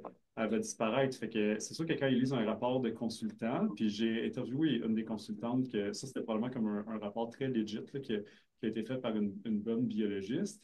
Puis il y a toujours ces passages-là que moi je me questionne toujours aussi, là, où on vient un peu comme qualifier la qualité des milieux terrestres et des milieux humides de manière très subjective. Puis là, les gens, ils lisent ça, puis tu sais, c'est comme qualité moyenne, faible, parce qu'il n'y a pas d'espèce à statut ou Mhm. de quelque chose d'exceptionnel. Puis les gens sont un peu insultés parce que c'est comme si tu faisais dire ouais, ben votre forêt, c'est bof. Fait qu'elle ne mérite que de devenir finalement un développement. Puis on peut, quand on se met dans le pot du ministère et du consultant, on peut comprendre un peu pourquoi c'est fait comme ça. Mais quand on prend un pas de recul, une vision plus macro, on peut comprendre que, tu sais, faut pas nécessairement collectivement qu'on décide de choisir de protéger juste ce qui est comme très, très rare. Ça pose beaucoup de questions à ce niveau. Est-ce qu'on ne devrait pas repenser la notion d'habitat à ce moment-là? Parce que l'habitat tel que tu le présentais tout à l'heure, c'est celui des plantes, des animaux, mais les humains qui habitent la forêt en question font aussi partie de cet habitat, non? Je pense que ça soulève beaucoup d'enjeux c'est pour ça que la fin est peut-être plus sur le zonage puis des questions comme ça. Ça soulève beaucoup de questions sur l'aménagement du territoire en amont. Tu sais, il y a une grosse démarche sur les milieux humides qui, sur papier, est prometteuse, là, qui est les plans régionaux des milieux humides et hydriques, qui est comme le ministère qui force chaque MRC à cartographier ces milieux humides et hydriques, à décider lesquels, comme c'est vraiment du no-go, comme on ne touchera pas, lesquels peut-être, si on fait du développement, on va les sacrifier, mais avec des zones où on va compenser. Fait que ça forcerait en amont à mieux planifier le développement du territoire, donc à faire ces choix-là, tu sais, parce que souvent, actuellement, c'est en silo. Tu sais, il y a un promoteur qui arrive, il a acheté ce terrain-là, il veut faire son usine là. Fait que ce qui est difficile, c'est de dire, ah, pourquoi vous vous installez là? Vous devriez l'éviter et aller ailleurs. Mais la réponse est souvent, ben, c'est ça mon terrain. Tu sais. Puis le ministère est comme, ah, OK, tu sais, genre, je peux pas te forcer à acheter un autre terrain ou à trouver un autre terrain où il n'y en a pas. C'est parce que la planification, c'est pas fait en amont. Cette démarche-là est difficile. Puis là, actuellement, elle est en cours, elle est en retard. Puis on voit que dans l'application, c'est évidemment pas toutes les MRC, les villes. Il y en a qui sont très proactifs, qui vont même au-delà, qui incluent les milieux terrestres dans leur planification, mais c'est souvent quand on arrive vraiment dans le concret de ça va finir par bloquer des projets, que là, au niveau des élus, puis tout, c'est là que ça devient vraiment qu'il commence à avoir des frictions, puis qu'on va voir si ça va marcher. Puis je pense que les gens ne sont pas encore tout à fait conscients que pour atteindre les engagements internationaux, puis vraiment comme renverser la vapeur, ben oui, il va falloir dire non à des projets, puis changer le type de développement actuel. Puis j'ai l'impression que les gens ne sont pas assez encore conscients de ce que ça implique. Mais quand on voit des villes comme Saint-Lin où il y a plus de pression d'eau le soir quand les gens donnent le bain aux enfants ou qu'ils font à manger, parce qu'il y a clairement quelqu'un qui n'a pas fait sa job et à la ville et au ministère, là, mais ils ont trop développé pour leur capacité de réseau d'eau. Ils font venir des camions d'eau potable aux heures de pointe là, pour alimenter le réseau. Là, parce que genre, ça marche pas, mais c'est la même chose pour les milieux naturels. Alors, effectivement, la notion d'habitat viendrait un peu comme faut voir le territoire au-delà des occurrences. Les occurrences, espèces désignées, je pense que c'est une variable parmi d'autres. Puis si on veut restaurer puis rétablir aussi, puis avec les changements climatiques, là, vous en êtes probablement encore plus conscient que moi, faut se garder de l'espace pour tout ce qui est en train de bouger puis d'être dynamique. Fait que même si le ginseng il est là aujourd'hui, anyway, il va être là encore dans 25, 30, 40 ans? On ne le sait pas. Fait que c'est plus de garder du territoire qu'on ne touche pas. Il y a peut-être. Pierre excuse-moi, oui, Pierre. En fait, c'est une discussion très intéressante qu'on a parce que c'est. En fait, le point que tu soulèves, Rachel, sur la notion d'habitat, quand vient le temps de parler de conservation, de milieu naturel, l'habitat, c'est une composante, mais le contexte dans lequel se trouve, par exemple, un lotissement, puis c'est un peu ce que Martin dit, on y va en silo. Or, ce que la science de l'écologie de la conservation, de l'écologie du paysage nous apprend, c'est que au début des années 80, quand la biologie de la conservation a commencé à émerger comme domaine scientifique, un peu avant que Wilson aborde même le concept de biodiversité, ce monde-là d'une biologie axée sur la résolution de problèmes environnementaux liés à la conservation des organismes et de leurs habitats, a ouvert assez rapidement le jeu sur le fait que ce n'était pas seulement une question de qu'est-ce qui caractérise, mettons, un bois qu'on veut préserver. Y a-t-il des espèces rares menacées? Y a-t-il des éléments particuliers de la forêt qui sont vraiment exceptionnels? Ce n'est pas seulement à cet égard-là que ça s'est fait. Ça s'est fait d'abord de cette façon-là, parce qu'on s'est doté d'outils qui nous permettaient de hiérarchiser finalement les sites qui étaient les plus, entre guillemets, riches au niveau de ce qu'ils recelaient comme diversité biologique, comme espèces à statut précaire. Mais au-delà de ça, on s'est très rapidement rendu compte que faire ça et ne faire que ça, c'est avoir une perspective très limitée sur la conservation de la nature. Le petit bois en plein milieu d'une mer de champs agricoles, c'est pas comme un bois on parle du bois des hirondelles, qui est attenant au Mont-Saint-Bruno. Ça a beau être seulement 6 hectares de forêt, ce 6 hectares-là, il est important parce qu'il vient connecter le Mont-Saint-Bruno avec d'autres environnements. Et c'est là qu'on sort d'une perspective qui est strictement strictement local, pour regarder de façon plus globale comment le contexte. Donc, la géographie prend une importance très, très grande là-dedans. Parce qu'on part de la prémisse que les organismes, ils ne sont pas attachés à un endroit spécifique. Ils peuvent se déplacer. Vous allez me dire, ouais, mais les plantes, ça ne se déplace pas tant que ça. Ben oui, ça peut se déplacer, en ce sens qu'il y a des animaux qui transportent les graines d'un endroit à l'autre. Ça fait que ça peut jouer un rôle important. Et la compréhension des écosystèmes à cet égard-là nous a amené à développer comment dire, une évaluation de l'importance écologique des milieux naturels qui incorpore non seulement les informations sur les caractéristiques locales des milieux ou des lots qui sont assujettis éventuellement ou convoités, soit pour le développement, soit pour la conservation, mais également leur contexte. Et c'est un gros, gros enjeu actuellement. C'est un gros enjeu juridique, là. Parce qu'actuellement, la loi sur l'aménagement et l'urbanisme a été modifiée récemment. Et on est dans une situation politique un peu complexe, hein. Le gouvernement du Québec est celui qui dit on va protéger 30 on va restaurer 30 Mais comme disait Martin, dans le sud du Québec, quand tu donnes un paquet d'autorisations pour emblayer des milieux humides, tu dis ah, ça s'en va dans un fonds de compensation, puis on va le faire ailleurs. On va refaire des milieux humides ailleurs. Mais premièrement, force est de constater depuis que la loi est en vigueur qu'on n'en a pas fait beaucoup. Puis une des raisons pour lesquelles on n'en fait pas beaucoup, c'est qu'on a de moins en moins d'espace pour en faire. À chaque fois qu'on en détruit un, ben, il n'y en a pas quatre qui pourraient éventuellement être des possibilités. Puis avec les modifications de la loi qui préconisent justement cette idée de translocation, soit d'espèces menacées, d'espèces rares, c'est une autre façon d'entrer dans cette boucle infernale que le gouvernement a accepté d'aller, mais qui date des années 80 aux États-Unis, qui est le Zero Net Loss.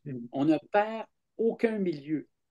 Et comment ça s'est fait? Ça s'est fait à une période où les administrations républicaines du gouvernement fédéral américain étaient aux prises avec un problème d'exploration pétrolière dans le golfe du Mexique. Puis au début, ils n'étaient pas dans le golfe, ils étaient en bordure du golfe. Puis c'était tous des milieux humides. Et là, on a dit, OK, on va trouver une façon de développer économiquement tout en étant à même de dire qu'on ne perdra pas d'habitat parce qu'on va faire payer les développeurs pour les habitats qu'ils détruisent, moyennant le fait qu'on va éventuellement en produire d'autres. La loi au Québec est exactement structurée de cette façon-là. Et ça ne fonctionne pas, là. Puis on voit très bien que ça ne fonctionne pas. Fait que c'est ça qui est inquiétant, là. Puis quand Rachel, tu dis que, ben oui, il ne faudrait pas redéfinir l'habitat, ben c'est déjà le cas, là. Les gens en sciences savent déjà que l'habitat, c'est à la fois un lieu spatialement défini, mais c'est le contexte dans lequel ce lieu-là est qui est important et qui va nous permettre de dire, c'est pas juste le fait que dans le milieu, il y a 3 plantes rares, puis 4 oiseaux intéressants. C'est pas juste ça. C'est comment ce milieu-là joue un rôle fonctionnel dans l'écosystème. Mais c'est aussi qu'on sépare l'humain de la nature, alors que l'humain fait partie aussi de l'habitat. Je pense que ça aussi, c'est une conscience qu'on n'a pas dans Ben, les... ça, vois-tu, moi, je pense que une des grandes motivations qu'on a eues, je me souviens, moi, écoute, ça remonte à l'époque où j'étais étudiant en 2e année à l'université, puis on était dans le débat de sauver la forêt de Saragué à Montréal. Mhm. Il y a eu 2 espaces boisés qui ont fait l'objet de tout un mouvement qui a créé finalement, ultimement, les parcs nature de la ville de Montréal. Ouais. Il y a le bois de Saragué dans l'ouest, puis le bois de la Chapelle de Réparation dans l'est, qui est devenu le parc, le parc de Pointe-aux-Prairies. Ouais, Et ces 2 espaces-là, c'est vraiment l'initiative citoyenne qui, au départ, a sonné l'alarme. Il faut dire que dans le cas de Saragué, ce qui était très particulier, c'était que c'était une société d'horticulture et d'écologie, donc de gens qui s'intéressaient aux plantes, principalement. Euh, il s'avérait que le président de la société, c'était le vice-président radio de Radio-Canada. Fait que ça a été très, très aidant pour faire avancer le dossier. Et l'Université de Montréal, mais surtout le Jardin botanique à l'époque avec son conservateur André Bouchard, qui, qui a énormément œuvré sur ce dossier-là, ben, je veux dire, c'est un dossier qui est devenu très médiatisé, qui est allé jusqu'à faire en sorte que les pouvoirs politiques ont débloqué des fonds pour arrêter les projets de développement et faire la conservation des sites. Et tout ça, ça s'est fait beaucoup. C'est pour ça que je disais tantôt dans ma première intervention que l'aspect positif, même si comment dire, parfois on fait un pas en avant pour en faire deux en arrière, c'est il ne faut pas arrêter. Il ne faut pas arrêter de se mobiliser pour ça et de dire que d'aller de l'avant vers une certaine forme de vigilance citoyenne dans le dossier. Puis la communauté scientifique a un rôle à jouer également. C'est un rôle qui est parfois délicat au sens où on doit amener les faits sur la table. Et quand les faits sur la table ne sont pas amenés, ben, on assiste à des dérapages. Printemps passé, le gouvernement du Québec a fait une grosse consultation sur l'avenir de la forêt au Québec, sur l'avenir de la forêt publique. Ben, la communauté scientifique n'a pas été invitée à la consultation nationale. On a été invités à la pièce. Ils ont pris les chercheurs dans diverses universités. Ils les ont invités un par un sur les ateliers et les rencontres régionales, mais on n'a jamais permis à la communauté scientifique d'être invité à la table nationale, ce qui donne le ton un peu sur l'écoute que l'État a par rapport à la science et la décision politique qu'elle prend de ne pas plus écouter que ça. On dit, ben non, on a écouté les ONG comme Nature Québec, comme la SNAP, qui ont été invités. La première affaire que les ONG ont faite, c'est qu'ils ont dit, comment ça fait que les scientifiques ne sont pas invités? Fait que vous voyez un peu là, cette espèce de dynamique sociopolitique qui a ses rouages là, qui partent de ce que Martin décrit à un niveau très ciblé sur le fonctionnement d'un ministère, la mise en œuvre de politiques et des grandes orientations aussi. C'est-à-dire que c'est ça qui est un peu déplorable, c'est de penser que nos institutions se compétitionnent les unes aux autres alors qu'on pourrait travailler en équipe. Moi, c'est la chose que je trouve le plus dur depuis 2-3 ans. On sent qu'il n'y a pas cette volonté-là de travailler ensemble. Puis je l'ai vécu l'an passé quand j'ai rencontré le ministre de l'Environnement. Il s'avère que le bureau du ministre de l'Environnement est dans le même pavillon que mon pavillon, c'est-à-dire pavillon des sciences biologiques. Son bureau est au 7e étage.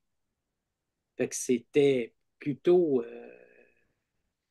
important de le rencontrer et quand on a commencé à expliquer un peu en quoi son ministère pourrait jouer un rôle plus ouvert sur l'information à apporter au public dans les dossiers forestiers, il m'a répondu d'une façon décevante que, ben, vous savez, nous avons rapatrié la faune et les parcs, mais pas les forêts. Ouais. Je veux dire, concrètement, tu as beau pas avoir à rapatrier les forêts, mon ami, le dossier du caribou, là, c'est celui que tu pilotes actuellement comme espèce menacée. Les caribous ne se retrouvent pas au cœur de Montréal, là. C'est en pleine forêt, fait que ça t'interpelle, là. Fait que je pense qu'il y a encore beaucoup à faire, puis ben, il ne faut pas qu'on laisse passer, il faut pas qu'on laisse passer les opportunités de réagir. Je vais peut-être laisser la parole à Sylvie, qui a des questions, je pense. Oui, ben merci, mais ça va dans le sens, on continue en fait dans cette réflexion, effectivement, de penser aussi peut-être plus en termes d'écosystème, de corridors, de ne pas oublier ces éléments-là. Mais si on revient toujours à la question du végétal qui nous intéresse aussi, c'est comment le rôle des végétaux pourrait être mieux valorisé Là, on regarde au niveau justement des plantes vulnérables, rares ou autres, mais comment on pourrait faire pour vraiment de façon plus générale mieux valoriser hein, les végétaux, le rôle des végétaux? Yves. Ben, moi, j'aurais dit, Pierre l'a mentionné, je pense qu'on doit avoir une approche écosystémique parce que le végétal n'est pas un individu.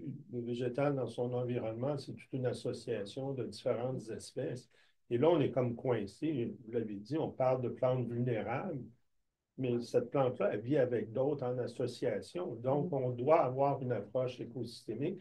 Mais là, comprendre l'approche écosystémique et comprendre un écosystème, là, ça devient encore plus mélangeant pour le citoyen parce que lui, il va avoir quelque chose sur quoi s'accrocher, comme l'ours polaire, Caribou. le caribou, tu as besoin, ou une rainette, la plupart des gens auraient de la difficulté à l'identifier, ou le ginseng. Le ginseng était d'une abondance incroyable au Québec. Avant, c'était partout sur le territoire.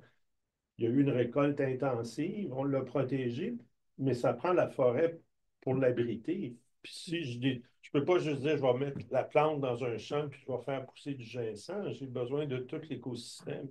Et ça devient compliqué. Mais le point que je voulais faire peut-être vite, c'est qu'on se retrouve aussi dans une situation où on a des extrêmes, l'immobilier qui a de l'argent, l'écologue qui est extrémiste dans sa position. Puis je pense, je vais dire vite avec Alain, les scientifiques ne se mouillent pas. Tu es coincé dans le système, puis tu ne sais pas trop où aller parce que si tu prends un bar ou l'autre, tu te fais traiter d'extrémiste.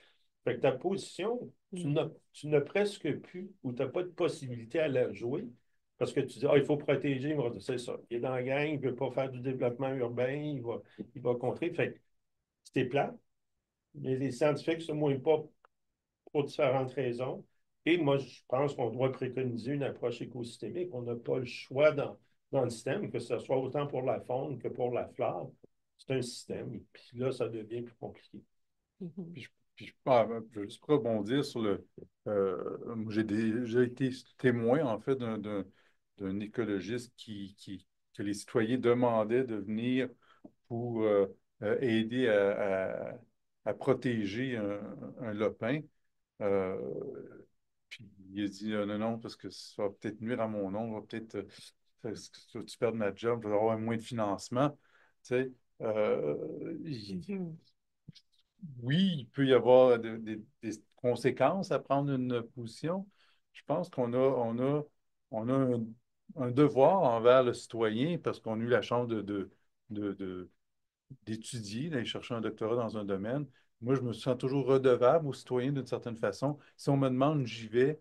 Puis tant pis, la Ville de Montréal m'a déjà dit, tu n'as pas le droit de parler des, euh, des plantes transgéniques, tu n'as pas le droit de parler de ci. J'ai dit, excuse-moi, mais j'ai un devoir de le faire.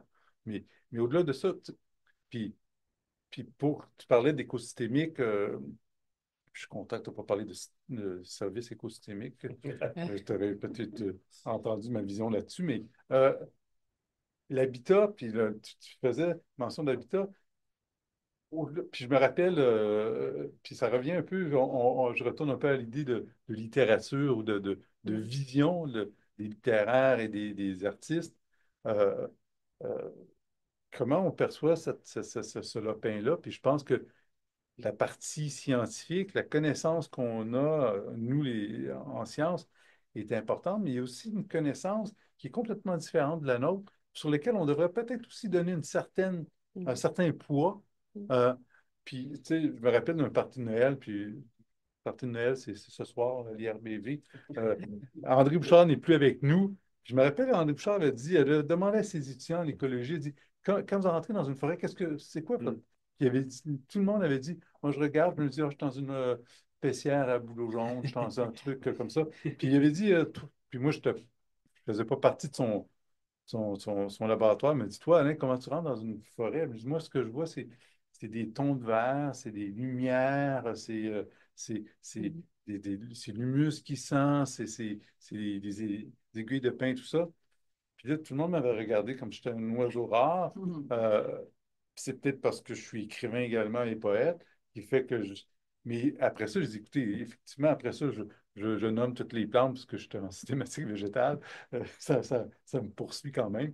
Mais donner peut-être aussi cette chance qu'on écoute, puis qu'on voit, puis ce lien peut être très fort. Tu sais, tu parles de Saint-Jérôme, les gens qui veulent, et tu dis, hey, moi, j'ai quelques minutes, je peux aller me promener en forêt. C'est magique, mais c'est. Puis on le voit avec la COVID, je pense qu'on l'a vu encore davantage, comment ça a mis les gens dans des situations difficiles de dépression. Puis un des points pour combattre la dépression, c'est de sortir puis d'aller en nature. Mm. Et écoute, ça fait partie et de plus en plus, je pense que les médecins maintenant ont le droit Ouais, de prescrire des promenades en nature. ouais, en forêt. Ouais. Ça, je pense qu'il faut amener tous les armes qu'on a, celles des écologistes, des biologistes et celles peut-être aussi des gens qui ont une vision peut-être un peu différente. Mais moi, j'ai une question.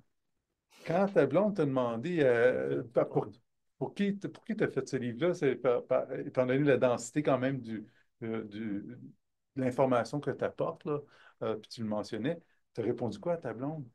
On ne sait pas. Mm.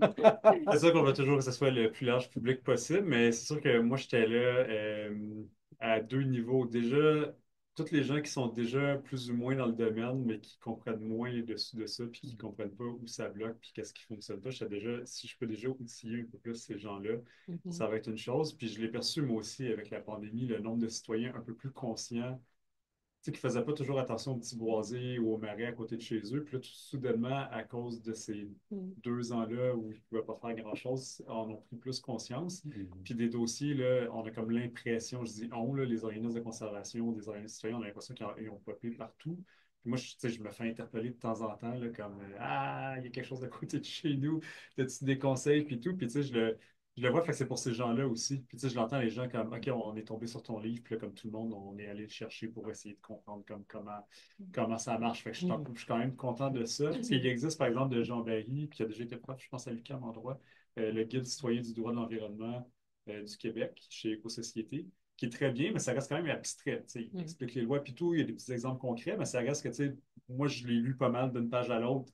Ça me parlait beaucoup, mais pour un citoyen qui ne se connaît pas du tout, je pense qu'à un moment donné, tu es comme un peu perdu dans les articles de loi puis tout, tandis que là, c'est plus comme le guide concret. Si tu veux en savoir plus, va lire l'autre. Je pense que c'était un peu ça.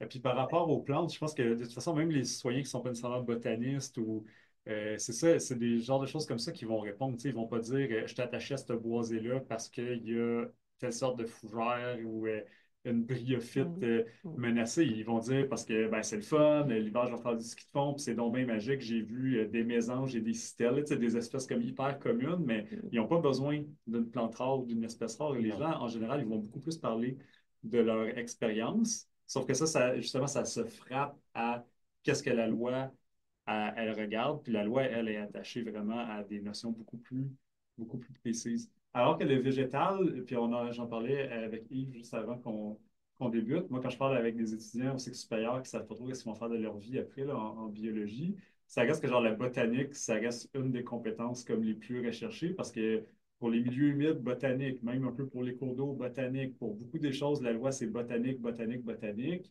Puis même s'il y a beaucoup de télédétection qui se fait à plein niveau, qu'est-ce qu'il y a en sous-couvert, puis vraiment sur le terrain, puis tu tombes sur un carex, que je ne sais pas comment d'identifier, de différencier, ça prend comme des connaissances. Fait qu'il y a beaucoup de choses qui passent encore énormément pour le végétal, au-delà des espèces rares. Là. La végétation reste un fin indicateur des écosystèmes puis de qu'est-ce qui se trouve là. C'est comme dans les dernières semaines, il y a quelqu'un qui m'a soulevé un dossier dans les Laurentides, là, dans un développement qui se fait à côté de chez eux. Ils se sont réveillés du jour au lendemain, puis eux, ils habitaient à côté d'un boisé, puis là, comme tout rasé. Fait que genre, ils n'ont même plus une haie, même plus un rond d'arbre à côté de chez eux.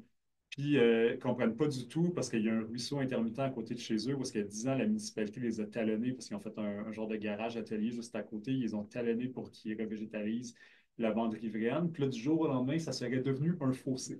Puis là, on est à fouiller les rapports et tout, puis il y a clairement eu, en tout cas, je ne rentre pas dans le détail, là, mais ça passe en partie par la botanique. puis par les plantes. Mais le truc ultime que eux, au-delà de que, mettons, que le projet se fasse pas, puis c'est un projet de densification, pénurie de logement, ils veulent pas trop s'étendre, fait qu'ils, c'est un projet qui peut se défendre en partie, mais il aimerait, je pense, minimalement qu'il y aurait eu une bande de, je sais pas moi, ne serait-ce que de 5 mètres de végétation qu'il faut soit conservée. Tu sais, c'est dans les Laurentides, là, on n'est pas en ville, préserver leur intimité. Puis il n'y avait peut-être pas de plantes exceptionnelles dedans, mais c'était quand même des arbres matures qui avaient, comme, c'est sûr, au-dessus de 50, 60, 75 ans.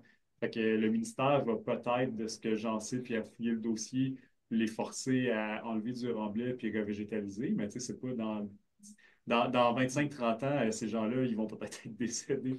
Fait que, ils vont plus en profiter. Puis c'est le végétal qui leur procurait, ne serait-ce que de manière de paysage, puis de bien-être dans leur milieu. Tu sais, ils se sont installés là, entre autres, pour le végétal. Puis pour eux autres, c'est vraiment un coup dur. Même si ce n'est pas, je sais pas quoi, là, un carrier ovale ou un noyer cendré, là, Ouais. ils s'en sacent même si c'est juste du boulot puis des peupliers. Peut-être que là aussi, la conservation devrait englober le lien que les habitants ont à leur milieu. Là, ça fait partie Mais les des gens ils se font choses. dire ah, ben vous, pour construire votre maison, vous en avez coupé des arbres. Fait que là, pourquoi vous êtes contre qu'on coupe des arbres à côté? C'est les gens, ils se font dire ça Mhm. par les administrations municipales. Ouais. Euh, Je sais que Sylvie avait une question qui allait un peu dans ce sens-là. Est-ce que tu... En fait, c'est en lien justement, voir les gens qui ont lu ta BD, qui t'ont fait un retour, est-ce que tu as senti que ça avait amené des actions concrètes? Est-ce que ça a changé leur vision par rapport à l'importance du végétal?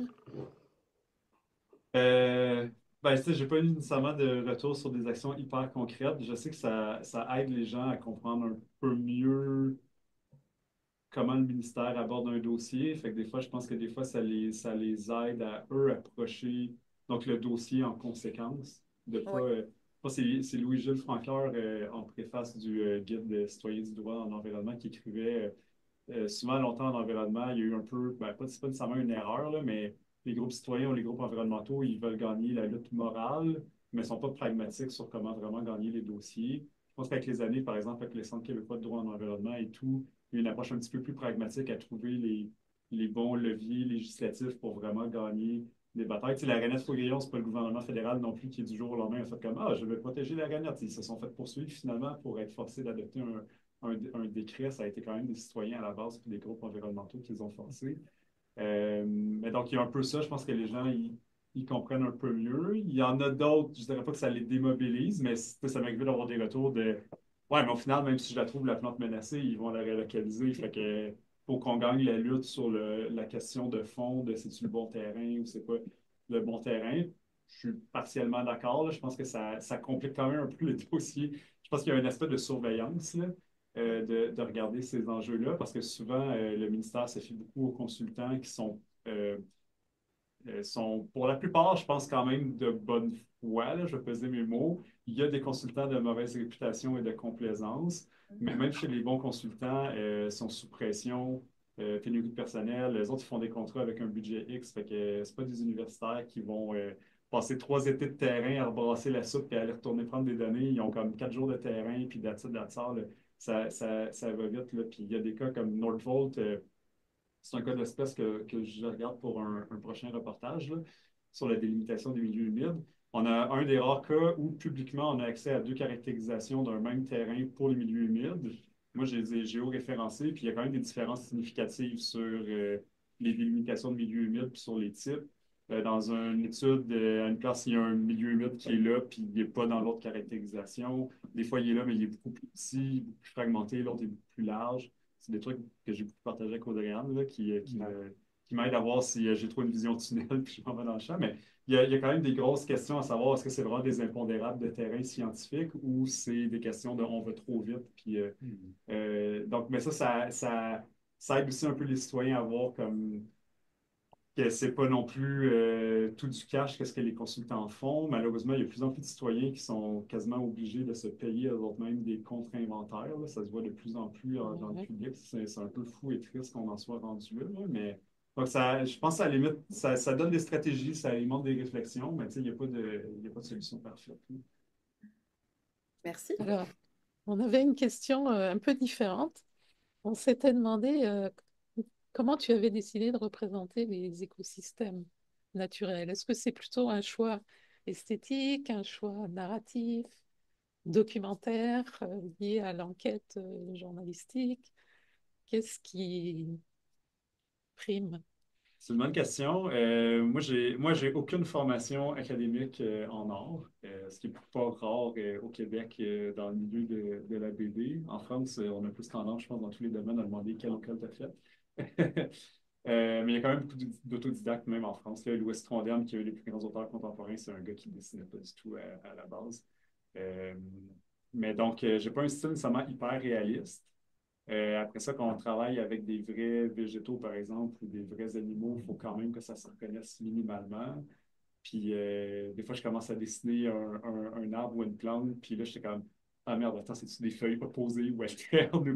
Même quand je veux le sketcher rapidement, puis que je suis pas dans un dessin scientifique, je me dis, ah non, c'est clair qu'il y a comme un biologiste ou un botaniste fatigant qui va le voir là, si je le fais pas comme il faut. Fait qu'il y a quand même une certaine attention qui est prêtée à ça, même si c'est un dessin quand même assez spontané, puis même des fois, les mythes sketchés, c'est des choses auxquelles je veux faire attention.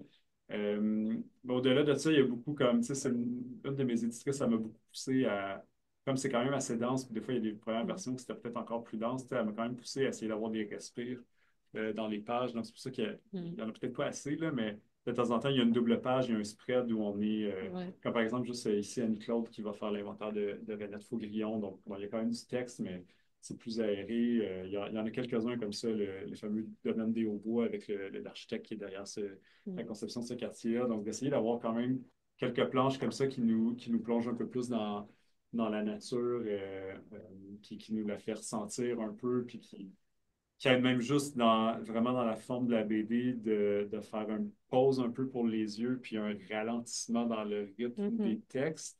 Donc, c'est un peu gagnant-gagnant, là. On évoque l'aspect naturel, mais on repose un peu le lecteur parce que la nature, ça fait du bien. Donc, il y a un peu, tu sais, c'est autant utilitaire qu'esthétique. D'accord. Et puis, par rapport au rôle de l'humour, on a parlé au tout début du rôle de l'humour. Alors, il y a la représentation des différents ministères, ministère de la Justice, c'est aussi caricatural. Il y a le ministère de l'Environnement avec les petites feuilles Il y sur avait la la faune tête, qui là. n'était pas encore l'environnement au début, qui est représentée par un genre de chevreuil Ouais. traverti. Il y a aussi des animaux qui parlent à un moment donné. On avait noté avec Sylvie les pages et tout ça. Tu peux regarder page 134, Yves. 133, 134. Et puis, on s'est demandé quelle est la plus-value finalement de l'humour. Qu'est-ce que ça joue comme rôle? Comment tu le perçois, toi, de ton côté? Donc, c'est Canard Illimité qui est un petit canard. Ouais. Ben, il y a plusieurs rôles. Un, je pense que ça allège un peu la lecture. C'est ça, des fois, dans une lecture qui est un peu choquante. Pour moi, comme je dis, c'est un peu inspiré, je pense, de la tradition de dessin de presse française. Je me suis beaucoup posé des questions aussi sur mon approche journalistique, parce que tu sais, je ne suis pas journaliste de formation non plus. Après ça, je fais des parallèles un peu avec ma formation en recherche. Je pense que j'ai eu une approche journalistique dans le sens que j'ai donné la parole aussi aux gens que je critiquais. Souvent, ils n'ont pas voulu la prendre, surtout au niveau municipal, ils n'ont pas voulu me parler quand ils voyaient où je m'en allais. Euh, mais puis j'ai quand même essayé de contre-vérifier des choses en questionnant différentes sources ou des chercheurs, chercheuses pour voir. Tu sais, c'est facile d'être dans une vision de tunnel, dans un rabbit hole, là, de faire comme ce projet-là, il était mal géré, il a été mal géré, puis d'être comme. Mais des fois, peut-être que c'est pas si pire que ça, comme il faut prendre un pas de recul. Fait que ça, je me suis forcé là-dessus. Puis après ça, en journalisme aussi, il y a beaucoup de débats actuellement là, sur l'objectivité et tout. Donc, c'est sûr qu'un journaliste, par exemple, pour un quotidien ou pour Radio-Canada, il se permettrait peut-être pas de l'humour et de l'éditorial, un peu comme je fais. En France, ça se voit peut-être un peu plus dans des publications satiriques, puis même les groupes de presse souvent sont beaucoup plus campés idéologiquement et les gens, les lecteurs s'attendent plus à ça. Donc, pour moi, c'est pas contradictoire, mais ça passait un peu par là aussi. Ça me permettait un peu de faire de l'éditorial, mais toujours, selon moi, basé sur des trucs assez factuels et assez solides. Donc, tout le non-sens du aucune perte nette, ou là maintenant le nouveau buzzword, c'est le nature positive, là, comme le aucune perte nette, c'est fait souvent par le P, mais grosso modo, c'est plus ou moins la même chose quant à moi, là. Mais donc, le fait que la relocalisation d'espèces menacées, ça n'a pas de sens, tout comme je sentais que j'avais une assise comme sur des relatifs consensus scientifiques dans le domaine, je me sens tout à fait à l'aise d'y aller rentre dedans avec de l'humour Mhm. éditorial, parce que pour moi, c'est très appuyé, c'est une mauvaise pratique, donc je me permets de me Mhm. moquer du ministère ou des villes qui font Mhm. des mauvaises pratiques avec ça. Fait qu'il y a un peu de ça aussi. Ça peut être un peu en partie mes messages, un peu en partie le message de la communauté scientifique qui passe par là. Puis, Ça te permet d'avoir une critique sans que ce soit une critique avouée, ou en tout cas un peu détournée. ouais, puis comme on ne sait pas c'est ça nécessairement exactement de qui ça vient, C'est ça. c'est-tu moi, c'est-tu Mm. la littérature scientifique, c'est-tu un peu les citoyens. Puis là, il y a des animaux à quelques endroits qui vont parler, où il y a même les arbres là, Aussi, ouais. à Notre-Dame de l'Île-Perrot. Parce que Mm. par exemple, la mairesse, elle joue un peu à la nounoune, je me permets de le dire. Ouais. Parce que j'ai réécouté, c'est le fun maintenant, les conseils municipaux sont sur Zoom ou Facebook, fait que souvent c'est archivé, puis on peut aller réécouter exactement ce qui a été dit au-delà des PV. Puis, quand les citoyens étaient mobilisés contre le projet, elle faisait semblant que, c'est en page 54 là, pour ceux qui l'ont, euh, évidemment, on a un peuplement forestier qui est un peuplement forestier uniforme, je ne sais pas comment on dit en écologie forestière, là, tu sais, c'est un peuplement qui a été évidemment fragmenté, divisé par des rues puis des maisons, mais qu'est-ce qui reste, il est relativement là, connecté, mais qui est évidemment subdivisé par des lots cadastraux, qui est une subdivision artificielle faite par l'homme. Mhm. Donc, il y a un projet sur un lot précis. Donc, la mairesse a fait comme les citoyens, je pense que qu'est-ce qu'ils veulent protéger, c'est cette forêt-là, sur ce petit lot-là précis. Alors que les gens, évidemment, ils parlent de tout le boisé, là. Ils ne parlent pas de ce lot-là ou ce lot-là ou ce lot-là, mais Mm. elle joue un peu à ça. Puis là, ben, c'est ça, il y a les arbres qui disent ah, de quoi qu'est-ce qu'elle dit? Elle dit j'imagine que c'est ce boisé que les gens parlent en grand nombre aujourd'hui, mais c'est pas sur ce boisé-là qu'il y a le projet, c'est sur le boisé à côté, mais comme le lot voisin. C'est comme, on s'entend, là, on est dans des distances de, c'est même pas 500 mètres de large, je pense, au maximum. Puis là, il y a les arbres qui répondent ah, de quoi elle parle? Le lot 2 millions quelque chose, le lot 6 millions quelque chose. Puis là, il y en a un qui dit on forme tout le même géritol de boisé. Puis il y en a un autre qui dit c'est pas de sa faute, elle n'est pas graphiste ce qu'elle a dit. Parce qu'elle-même, elle a patenté comme une carte sur Ouais, ouais. Paint ou je sais pas trop quoi. Puis elle Mm. dit je ne suis pas graphiste. Donc il y a un peu des jokes comme ça parce que c'est un peu ridicule qu'est-ce qu'elle dit. Ouais. Fait que là, je me sens comme, tu sais. Puis souvent, moi, je me reporte, puis même quand j'étais au ministère, je me disais souvent OK, si ce rapport-là ou si ce propos-là, c'était un travail d'étudiant au bac, tu sais, dans un TP, là, en travaux pratiques dans un labo, est-ce que je donnerais une bonne note ou non? Puis si c'est comme ça serait une très mauvaise note, ben, ça veut dire que ça n'a pas été bien fait, la méthodologie n'est pas bonne, puis c'est vraiment questionnable. Donc, c'est pas parce que je Mm. suis dans une autorisation ou tout qu'il faut que ça soit. On s'entend, on ne va pas atteindre des fois exactement le même degré de rigueur dans le pratico-pratique en recherche, mais il y a quand même un minimum à atteindre. Fait qu'encore là, c'est là que je vais me permettre quand c'est vraiment mal fait ou quand c'est des propos qui sont complètement fallacieux. Mm. L'humour permet d'être assez. L'humour, c'est incisif. Tu sais. Tu Oui, pourrais puis écrire le texte comme tout le démonter textuellement, mais là, Mm. par l'humour. Puis dit, je pense que le fait que ça soit dit aussi par des plantes ou par des animaux, ben, ça donne un peu, tu sais, la nature, elle n'a pas vraiment de voix. Mhm. Donc, c'est un peu les anthropomorphiser, mais c'est aussi comme redonner un peu la La voix à la place. nature qui ne peut pas se Ouais. défendre elle-même. Mais il Fait que m'a semblé aussi que c'était l'absurde aussi que tu mets en évidence à travers cet humour-là. oui, mais il y a beaucoup d'absurde, Il y a là. beaucoup Puis la même d'absurde chose, dans la la mairesse, elle a représentation. passé son temps à dire que ce boisé-là était ordinaire, là. Je résume. Mm. Puis là, en octobre, quand il y avait la belle conférence de presse avec Conservation de la nature, puis la ville, finalement, aussi déboursé de l'argent, mais ça vient aussi de la CMM, puis gna gna gna. Ah, là, on protège une forêt exceptionnelle avec des chênes blancs, puis de la rainette, alors qu'à l'époque, c'était comme, ah, les gens parlent de chêne blanc, mais il n'a pas de statut, parce qu'il y a déjà eu un statut, mais il a été enlevé. Mm. Les gens parlent de rainette, mais ça fait très longtemps qu'on ne l'a pas entendu, donc elle dénigrait beaucoup. Puis là, du jour au lendemain, finalement, c'est devenu, ben, évidemment, Mhm. c'est de la politique, mais tu sais, c'était un peu, c'est ça aussi en soi, c'est risible. Ben oui. Mm. Fait que ça Mm. serait plate de pas en rire. C'est ça, tu le mets juste en évidence. Il y a un C'est ça. vidéiste qui en faisait beaucoup, Gary Larson, américain. C'est des petits sketchs, mais il faisait parler. Je veux dire, c'était de la dérision du système. Puis Mm. dans le fond, tu es plus confortable à faire ça. C'est une prise de conscience. Que tu ne veux pas dire voici un fait, essayer de le comprendre. Mm. Voici un sketch qui te fait poser des questions. Larson était très, très bon sur ça. Là. Je me souviendrai une des images, c'est qu'il avait coupé un arbre qui était tricentenaire. Tu sais. Puis le gars, il dit regarde, là, tu vois, ça, c'était telle époque. Puis tu te dis mais pourquoi il l'a coupé? Mm. Je voulais. Ouais. Fait que Ouais. Larson était bon pour ça. Notre-Dame Perrault, est-ce que c'était sur le Don Quichotte? C'est à la pointe du domaine, au nord du boulevard Perrault. Donc, c'est pas très loin de. Mais c'est vraiment à l'est. Le vrai vocable qu'ils utilisent, même que Conservation de la nature ne veut pas utiliser, mais quand on fouille les zonages puis tout, c'est le fief Saint-Alexis. Il y a Alexandre, comment il s'appelle déjà, un ancien étudiant, je pense, de Stéphanie, ça se peut-tu, de travailler là. Entre autres, il avait recensé. Bergeron? Ouais, Bergeron, il avait donné des valeurs à différents boisés, puis ce boisé-là, il sortait très haut, très bien coté. Donc, c'était pas un endroit très connu. C'est David Bibeau-Lemieux, qui est ingénieur forestier, mais qui est très actif comme sur le groupe Facebook Plantes rares du Québec, qui est comme dans une gang de botanistes assez actifs, qui va cueillir des. Dans le fond, lui, son client, il y avait un client là, privé qui détient un des lots. Fait que depuis une dizaine d'années, voire un peu plus, il avait constaté que c'était un peuplement quand même assez exceptionnel.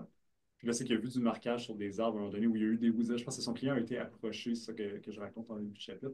Il a été approché par un promoteur qui avait le lot au sud, qui voulait racheter une partie de l'eau de son client. Puis il y a aussi un droit de passage qui bloquait peut-être une phase 2. Puis son client, lui, il voulait rien savoir. Au contraire, il était plus dans une optique de peut-être léguer ça pour ses petits-enfants, puis pour comme conserver ça. Mais c'est ça qui a comme un peu lancé toute la saga. Mais là, on voit qu'en douce, il y a un projet, comme ça arrive souvent, qui se préparait, puis c'est peu publicisé. Donc souvent, les citoyens sont mis devant le fait accompli, puis ils ont essayé de bloquer, mais dans les rapports d'inventaire qu'il y avait, il y avait peu de, je sais, il y avait un peu de pogne légale selon les fonctionnaires. Il n'y avait pas de plantes rares. Il y avait peut-être de la ragnette, mais ça datait d'il y a longtemps, puis il évite le milieu humide. Tant que tu ne touches pas au centimètre près au milieu humide, tu n'es pas déclencheur d'autorisation. Même si peut-être que la ragnette, même si peut-être ça va affecter. Ça, c'est une autre absurdité. C'est faut vraiment que tu mettes le petit orteil sur le milieu humide. Mais c'est-tu parce que tu n'as pas le petit orteil sur le milieu humide que tu n'auras aucun impact? Ça se peut peut-être des projets qui sont proches, puis qu'au final, il n'y aura pas d'impact sur le drainage, puis tout, puis que le milieu humide va rester là. Tu sais, c'est possible, mais il y a des cas, puis même ça m'a été dit par des gens à l'interne des ministères, où ils ont vu des projets qui se sont mis, puis même des fois à une plus grande distance, mais le milieu humide a été en partie drainé parce que X, Y, Z. Donc, c'est un peu, on vient à l'écosystémique, c'est un peu absurde comment c'est géré. Puis je comprends qu'à un moment donné, ça faut tracer une ligne, tu sais. Mais normalement, ils devraient mettre un tampon, par exemple, autour des occurrences de plantes, un tampon autour des milieux humides. Puis quand tu rentres dans le tampon, au moins une première évaluation sommaire de y a-tu des risques ou pas? Si c'est des risques faibles, OK, tu passes l'autorisation légère. S'il y a des risques plus sérieux, on t'évalue. Mais actuellement, c'est vraiment genre, faut que tu mettes l'orteil dedans. Puis après ça, les délimitations dépendent de professionnels qui, des fois, font ça de manière rigoureuse, des fois pas, qui, des fois, vont venir dire non, finalement, c'est pas un cours d'eau, c'est un fossé. Puis tout ça est questionnable, mais le ministère n'a pas les ressources souvent pour challenger ça. Ce truc-là de fossé cours d'eau, c'est un autre dossier que je suis comme un peu abasourdi là, ces jours-ci. Ça a comme pas de sens. Dans les premières phases, c'était vraiment considéré comme un cours d'eau, puis ça me surprendrait que ça soit devenu par magie un fossé. Mais comme ça avait déjà été autorisé parce qu'il ne touchait pas au cours d'eau, c'est comme, tu sais, le ministère n'est même pas au courant qu'ils ont déboisé dans une possible bande riveraine. Puis c'est toujours la responsabilité du promoteur, tu sais, ils font confiance. Donc, mais encore là, c'est un manque de vision et écosystémique au-delà de documents précis. Martin, tu vois l'avenir comment? C'est une bonne question. Moi, ça m'a quand même donné un coup. Je suis un éternel optimiste. Ça m'a moi-même beaucoup fâché. J'ai adoré faire ce projet-là. J'ai adoré challenger le monde, puis l'étalonner, puis mettre mon nez dans des dossiers qui puent, pour aller au cœur des problèmes, puis vraiment forcer les gens comme à dévoiler leur jeu. Mais c'est pas facile. Mais en même temps, je vois beaucoup de personnes qui sont impatientes, qui sont un peu fâchées aussi. Puis à tous les échelons, là, moi, je vais avoir 40 ans, là, fait que, je suis pas si vieux, mais je suis moins jeune que j'étais. Fait que la plupart des gens avec qui j'ai étudié ont monté quand même pas mal en grade dans différentes organisations publiques ou privées. Fait que je sais qu'il y a beaucoup de ces gens-là qui ont faim et qui ils connaissent ces problèmes-là. Mais tu sais, c'est un paquebot, puis c'est aussi c'est qui finalement qui est au pouvoir, là. C'est ça aussi, au final, ça revient à ça. Fait que je suis comme mi-réaliste, mi-optimiste. Puis il y a des gens comme il y a Agnès Grondin qui est à la CAQ, qui est une biologiste, qui a été présidente du CRA des Laurentides, qui m'a été citée par plein de gens comme une personne de référence, qui était à la MRC d'Argenteuil avant, qui était un peu une des précurseurs des PRMHH. Puis elle a décidé de se présenter à la CAQ, d'être élue. être adjointe parlementaire, genre biodiversité, gestion d'eau, quelque chose comme ça. Je pense que c'est une très bonne personne qui a fait le choix probablement d'aller dans la machine pour essayer d'influencer. Comme, il y a quand même des pions à gauche, à droite, mais c'est sûr que ça bouge jamais aussi vite qu'on voudrait. Est-ce que Sylvie, tu avais une dernière question? Est-ce que tu veux... En fait, c'est peut-être juste rapidement, mais on parlait de l'humour, mais il y a un élément qui est très important aussi, qui est très présent dans la bande dessinée, c'est la carte. Cette carte qui est là, oui, pour illustrer, mais aussi j'ai l'impression que au-delà de ça, elle a un autre rôle à jouer. Puis j'aimerais bien t'entendre à ce niveau-là. Oui, ben, moi, je suis très visuel et très carte. Mhm. Moi, j'ai connu Marc Bellil au bac à Sherbrooke qui est en écologie du paysage. Moi, ça m'avait beaucoup interpellé. Quand j'ai fait ma maîtrise, c'était en partie une approche d'écologie du paysage. Là, je suivais dans le fond la sélection d'habitats par la gouvernement avec dans le Grand Montréal, voir où il allait s'alimenter. Donc, je ne détaillerai pas toute ma méthodologie, là, mais je mettais des balises GPS sur les oiseaux, puis après ça, j'analysais la composition des paysages parcourus. Donc, moi, c'est vraiment une approche qui me parle beaucoup et qui m'aide juste moi-même à comprendre les choses. Donc, je pense que c'est pour ça que ça me parle. J'ai beaucoup utilisé, tu sais, moi, j'ai mon QGIS sur mon ordi, puis je l'ai utilisé à profusion pour faire ce livre-là, puis je continue à utiliser ma base de données pour suivre des dossiers. Il y a beaucoup de données ouvertes maintenant, puis il y a beaucoup d'infos que les gens ne veulent pas nous dire, donc on est capable de couper maintenant. Tu sais, il y a beaucoup d'avantages à ça. Je l'ai dit aussi aux étudiants, au cycle supérieur, servez-vous de vos compétences là. Après, que ce soit comme citoyen ou peu importe, là, vous pouvez beaucoup outiller les gens avec ça. Donc, mais je pense que ça aide à comprendre, à bien placer les enjeux, à mettre en contexte. Depuis le début, on parle de pas juste focuser sur un élément précis, mais contextualiser. Fait que pour moi, la carte, elle contextualise, puis c'est un très bon outil de vulgarisation. C'est pour Nordvolt, quand je parlais des différences de milieux humides puis d'autres enjeux, euh, j'ai fait un GIF animé à temps perdu. Mon livre est sorti pas mal dans le gros du gros débat sur Nordvolt puis un peu de la controverse. Fait que j'ai eu entre autres une couverture médiatique à cause de ça. On m'a interviewé à Patrick Lagacé, genre en direct, pour parler de Nordvolt parce que Thomas Gerbet m'avait interviewé. On m'a fait entendre une déclaration que François Legault avait faite 15 minutes avant que je passe live. Je ne savais même pas ça allait être quoi. On me demande de commenter. Patrick Lagacé me demande de commenter. C'est le fameux, on compare des pommes, des oranges, puis gna gna, là. J'ai accordé en partie raison à chaud. Mais bref, au-delà de ça, tout ça pour dire que dans les mêmes semaines, j'étais tanné que la CAQ dise, c'est justement, on compare pas la même chose parce que c'est deux projets sur deux localisations différentes et gna gna gna. Puis moi, ça me tapait sur les nerfs parce que c'est vrai qu'ils ont évité en bonne partie l'habitat du petit Blongiot, là, qui est un des milieux humides. Mais l'empiètement de Nordvolt est comme, je ne me rappelle plus des chiffres, mais comme au moins 3 fois ou 4 fois plus que le projet immobilier qui a été refusé. Donc au total, il empiète sur beaucoup plus grande superficie de milieux humides puis d'habitats, et donc des habitats sur lesquels le projet immobilier n'empiétait pas. Et j'ai tout simplement fait un GIF animé qui est la couche de base de la localisation de ce site-là, les habitats les plus sensibles au sens de la loi, les milieux humides, puis pop, il y a le projet immobilier MC2 qui pop, puis qui montre qu'est-ce qui empiétait avec le chiffre, pop, Nordvolt avec son chiffre, puis pop les deux pour comparer, puis c'était tout. Tu sais, c'est une boucle qui dure comme même pas 10 secondes, je pense. Puis ça a été full repartagé parce que ça parle comme très, très bien, c'est très clair, très facilement, c'est hyper efficace d'utiliser, je trouve, les cartes pour ce genre de dossier-là, pour faire une contextualisation. Parce que quand les gens en parlent verbalement, les policiers et tout, c'était très abstrait. C'est où ce projet-là? Sont où les milieux sensibles? C'est quoi les milieux naturels? Ben, regarde, une carte. C'est genre, il y a rien qui peut plus parler que ça. Pour moi, ça est important. Ben, merci beaucoup pour tous ces échanges. On arrive pas mal à la fin. Ça met en avant plusieurs défis. Puis Yves, te poser la question, pardon, de comment tu vois l'avenir.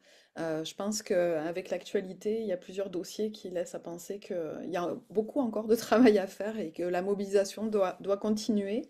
Notamment des choses qui me surprennent avec des MRC qui refusent des aires protégées dans plusieurs secteurs. Donc, on, je trouve ça inquiétant, mais bon, il faut continuer à essayer de voir comment les citoyens, comment différents organismes peuvent continuer à se mobiliser. Euh, on parlait beaucoup du ministère, je pense qu'on doit aussi regarder au niveau des municipalités. Il y a un gros travail à faire au niveau de peut-être la sensibilisation, de la formation des conseillers qui, des fois, je pense, ont un manque de connaissances évident sur ces réalités, que ce soit au niveau des écosystèmes, au niveau urbanistique, et ça a de gros enjeux Mais après sur les ça décisions. change au niveau municipal. C'est un peu un Oui, message à la fin du livre, là. Il y a quand oui, même, moi je pense que ça a été le plus Mm. gros message, le plus gros espoir aux dernières élections municipales dans la CMM, Montréal, Longueuil, Laval, tu sais, Laval. Mm. C'est- Ouais. Je ne sais oui. plus qui en parlait tantôt, c'était Alain. Laval, on s'entend, là, avant c'était la mafia puis ils faisaient n'importe quoi. Là. Le CRE Laval s'est battu pendant Ouais. des années par rapport à ça. Mais donc, gros changement, tu sais, la CMM, la Renette, Oui. sont allés Mm. au-devant. Ils ont fait comme, OK, ça n'existe pas les habitats en milieu privé, le ministère ne fait rien, on gèle en RCI. Bon, il y a eu des bémols par après, mais grosso modo, on gèle en RCI toutes les occurrences au CDPNQ avec le tampon de 250-300 mètres, je ne sais plus, de rayon autour. On gèle ça. Fait qu'ils l'ont Mm. fait, tu sais, comme au-delà Oui. Ouais. du ministère. Fait qu'il y a beaucoup de villes qui sont proactives dans leur PRMHH, dans des plans de conservation de milieux naturels, qui ont poussé un peu l'élastique juridique là, avec, je ne sais plus c'est quel article, c'est le 113 avec la loi sur l'aménagement et l'urbanisme là, qui permet de restreindre les usages pour protéger les milieux humides, hydriques, les milieux naturels et autres. Comme Saint-Bruno, c'est par là qu'ils sont passés. La CAQ s'est fait traiter de communiste parce qu'ils ont changé la LAU puis la loi sur l'expropriation pour Mhm. soustraire les villes des poursuites pour expropriation déguisée s'ils Mhm. ont utilisé comme il faut ces articles-là et ils l'ont fait rétroactivement. Donc, tous les dossiers qui étaient pendants à la Cour, dont le Boisé des Hirondelles, la loi, elle s'appliquait à ça. Fait que même si c'est un dossier qui date d'il y a 15 ans, ça, c'est rare qu'on voit ça, là. Puis les Mhm. courtiers, les lobbies économiques, les avocats qui défendent les promoteurs ont traité la CAQ de communiste et de soviétique, là. Donc, tu sais, si tu dis, ah, ça doit être bon signe. Fait que c'est pas la panacée, mais il y a. Puis après ça, il y a des villes qui Ouais. ne veulent pas agir, mais des villes qui veulent agir localement. À Sherbrooke aussi, je sais qu'à Mérès, ça s'en va, là, mais Oui. Sherbrooke a été Il y a, aussi il y a des milieux plus proactif. propices. Le Peut-être. centre du Québec avec, je ne sais pas son nom, Andréane, le Creux au centre du Québec, Oui. Andréane, quelque Mhm. chose qu'on voit beaucoup, On là. a un travail à faire ici, nous, à Trois-Rivières, je pense. Trois-Rivières, il y a des bons points. Mais c'est Il y ça, a je de sais qu'à gros enjeux. Trois-Rivières, il y a des débats, mais par exemple, Trois-Rivières, c'est un exemple intéressant pour la botanique, là, si je vais rapidement, parce que je connais un peu Dominique Thibault qui est à la ville. Je l'ai connu à l'Association des biologistes du Québec dans une autre vie. Mhm. La ville de Trois-Rivières, c'est une des villes, puis je pense qu'il y en a de plus en plus, qui, à un moment donné, je ne sais plus ça fait combien d'années, on dit, OK, nous autres, à partir de maintenant, pour tout projet qui est en milieu, sur un lot milieu naturel, on exige une caractérisation environnementale la ville, comme que le ministère ou pas assujettisse le projet à la LQE ou pas. Puis un truc amusant qui est arrivé, c'est que là, ils se sont mis à trouver sur bien des terrains de l'astère à feuilles de linéaire, qui est une espèce désignée Oui. vulnérable ou menacée, mais peu importe le statut, accorde la même protection, qui est vraiment une espèce qui, on ne sait pas trop, vraiment un genre de résidu lié à la dernière glaciation, là, à la fonte des glaciers, mais qui se trouve vraiment précisément comme en Mauricie, puis Oui. À Trois-Rivières. Euh, et là, le ministère s'est mis à avoir plein de demandes d'autorisation pour relocalisation, parce qu'il y en avait quasiment partout pour tous les projets. Puis le ministère était comme, ben ouais, non, qu'est-ce qui se passe? On n'avait jamais de demande pour ça avant. Mais c'est Mhm. parce qu'avant, il n'y avait aucune occurrence d'astère à feuilles de linéaire. Mhm. Donc, quand les gens arrivaient pour faire un projet, s'il n'y avait pas d'enjeu environnemental, ben, il n'y a personne qui disait, attention, il y a peut-être de l'astère. On ne le savait pas. Fait qu'ils construisaient, ils détruisaient de l'astère, mais c'est juste que personne ne le savait. Donc, c'est un peu aussi, il y a beaucoup ce genre de cas-là qui arrivent à tous les jours. Mais là, comme la ville demande une caractérisation, Mhm. ça levait le flag au ministère grâce à la ville. Donc, je sais que Trois-Rivières a d'autres enjeux, Mhm. mais le territoire québécois est tellement grand que c'est, tu sais, je veux dire, on ne peut pas tout cartographier, tout Oui. caractériser, puis donc, le fait au moins que même juste ça, le fait que des villes demandent des caractérisations minimales pour aller voir qu'est-ce qu'il y a sur le terrain avant de faire le projet, ça aide le ministère ou ça force le ministère à avoir Oui. certaines exigences parce que, puis, tu sais, le code de cours d'eau que j'ai actuellement ou de fossé, si la ville avait demandé une nouvelle caractérisation, ça aurait peut-être réglé le problème en Oui. amont. Fait que juste l'aspect avoir les connaissances en amont, ça reste encore un enjeu. Puis ça relève souvent des villes puis des MRC. Mais donc, il y en a de plus en plus qui sont proactives là-dessus. Puis ça, je pense que c'est une des voies de passage, c'est devant l'inaction puis le paquebot du ministère, c'est de travailler à ce que les villes, malgré leur manque de ressources, soient quand même un peu plus proactives par rapport à ça. Puis ils ont les pouvoirs, souvent ils vont dire non, non, on peut plus. Le discours classique, c'est on ne peut pas faire de zonage pour ça, on va se faire poursuivre, ça va coûter des millions. Mais là, depuis un an, l'histoire d'expropriation, s'ils font les trucs comme il faut, ils ont le pouvoir pour restreindre les usages sur un milieu pour protéger le milieu naturel. Fait que s'ils ne le font pas, c'est parce qu'ils veulent pas. Oui. Bon, on va devoir le rappeler bientôt, là. Je crois, en tout cas. Mais c'est vraiment très intéressant. Puis c'est encourageant d'avoir des documents comme cela qui peuvent être diffusés. Je pense beaucoup aux étudiants, notamment dans différents domaines, qui pourraient avoir un ouvrage. On parle des ouvrages obligatoires, là. Ben, ça pourrait être un ouvrage obligatoire dans le milieu, que Ça ce ferait soit plaisir à en mon droit, éditeur. loisirs, en géographie ou autre. Enfin, pour donner une vision, parce que quand on peut pas aller sur le terrain, je trouve que ça amène le terrain. Et ça, je trouve ça vraiment très intéressant pour mieux comprendre. C'est très bien illustré. Ça permet d'avoir une vision pour des gens qui sont moins formés sur ces questions-là. En tout cas, ça amène de beaux outils dans le milieu de l'éducation, justement, et de l'enseignement. Alors, c'était ton mot de la fin, parce que là, il est midi. Oui, Donc, il nous reste à remercier oui. toutes les personnes qui étaient présentes et puis surtout Martin qui nous a fait le plaisir de venir discuter avec nous, une discussion très très riche. Et puis voilà, on va continuer à réfléchir à tout ça. Et puis vous allez lire la BD. Oui. Voilà. J'ai un ami qui est dans les villes, je pensais à ça, toutes les associations municipales devraient avoir une copie, c'est Oui, hein, intéressant. c'est vrai. C'est une bonne suggestion. Cadeau de Noël. Voilà. Oui. Il y a un milieu humide, il y a un nouveau milieu humide au pavillon des sciences biologiques. Je ne sais pas si